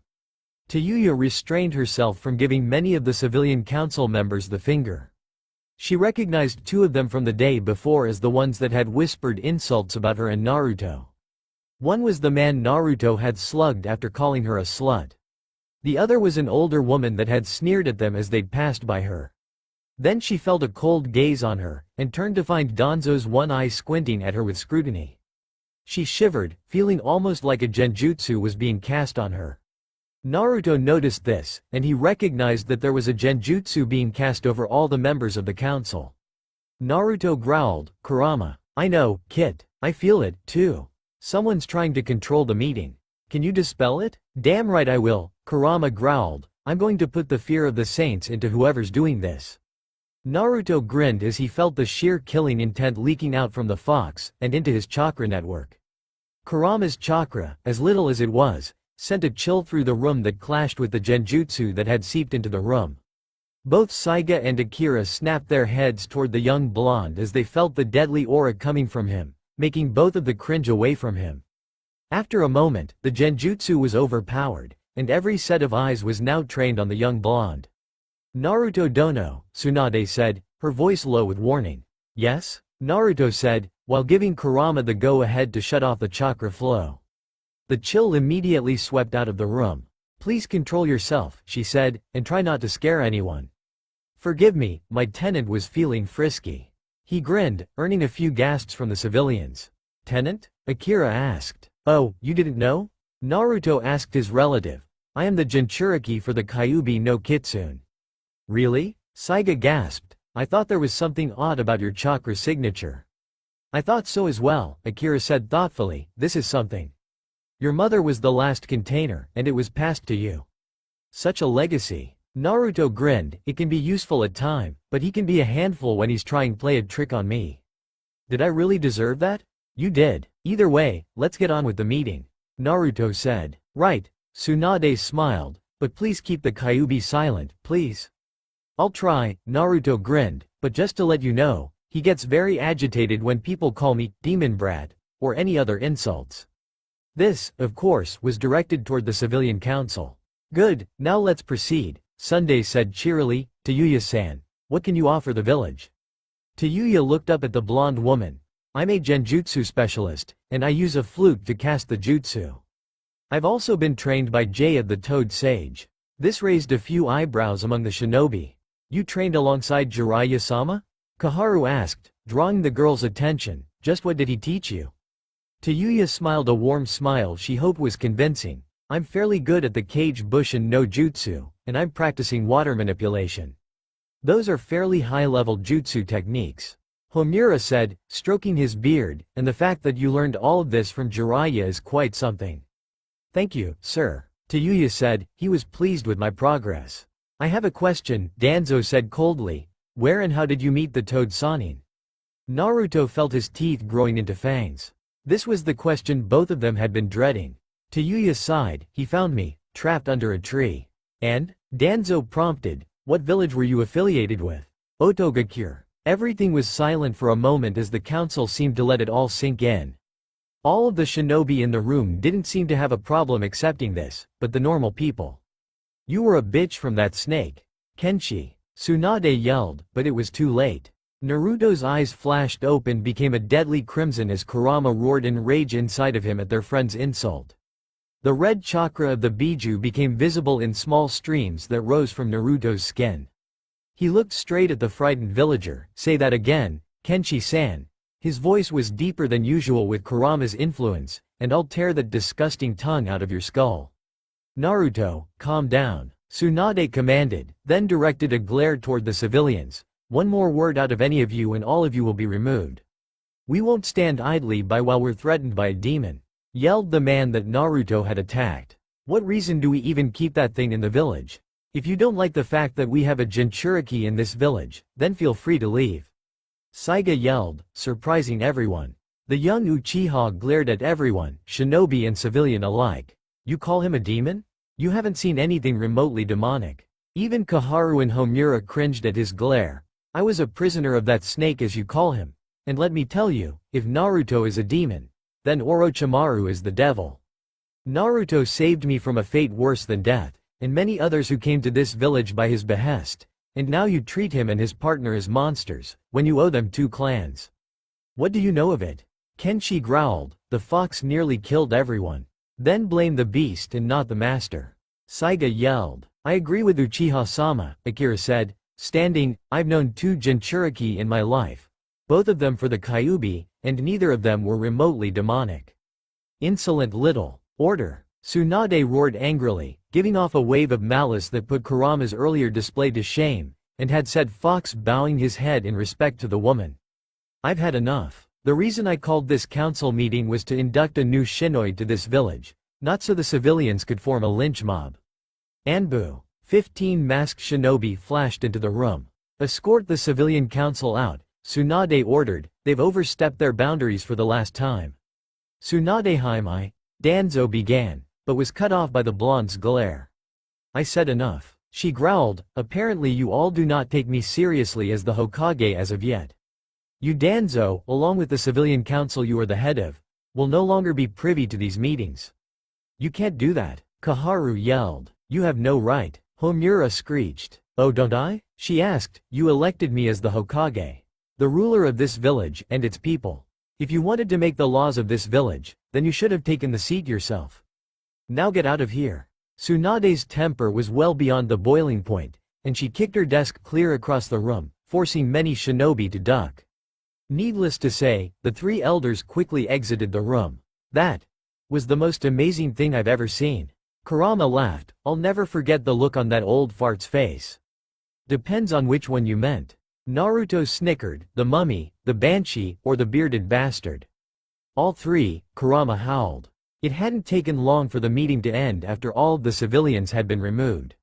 Though some had their doubts, Tayuya was voted in as a Konoha shinobi, 5 votes against 4.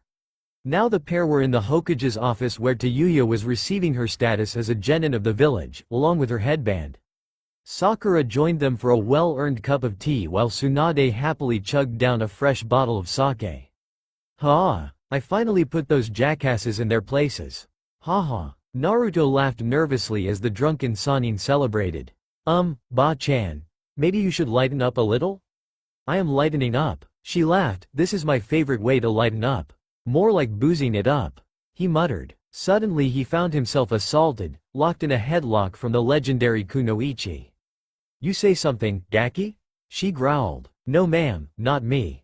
Naruto gulped. Tayuya snickered. In all honesty, she wasn't expecting something like this.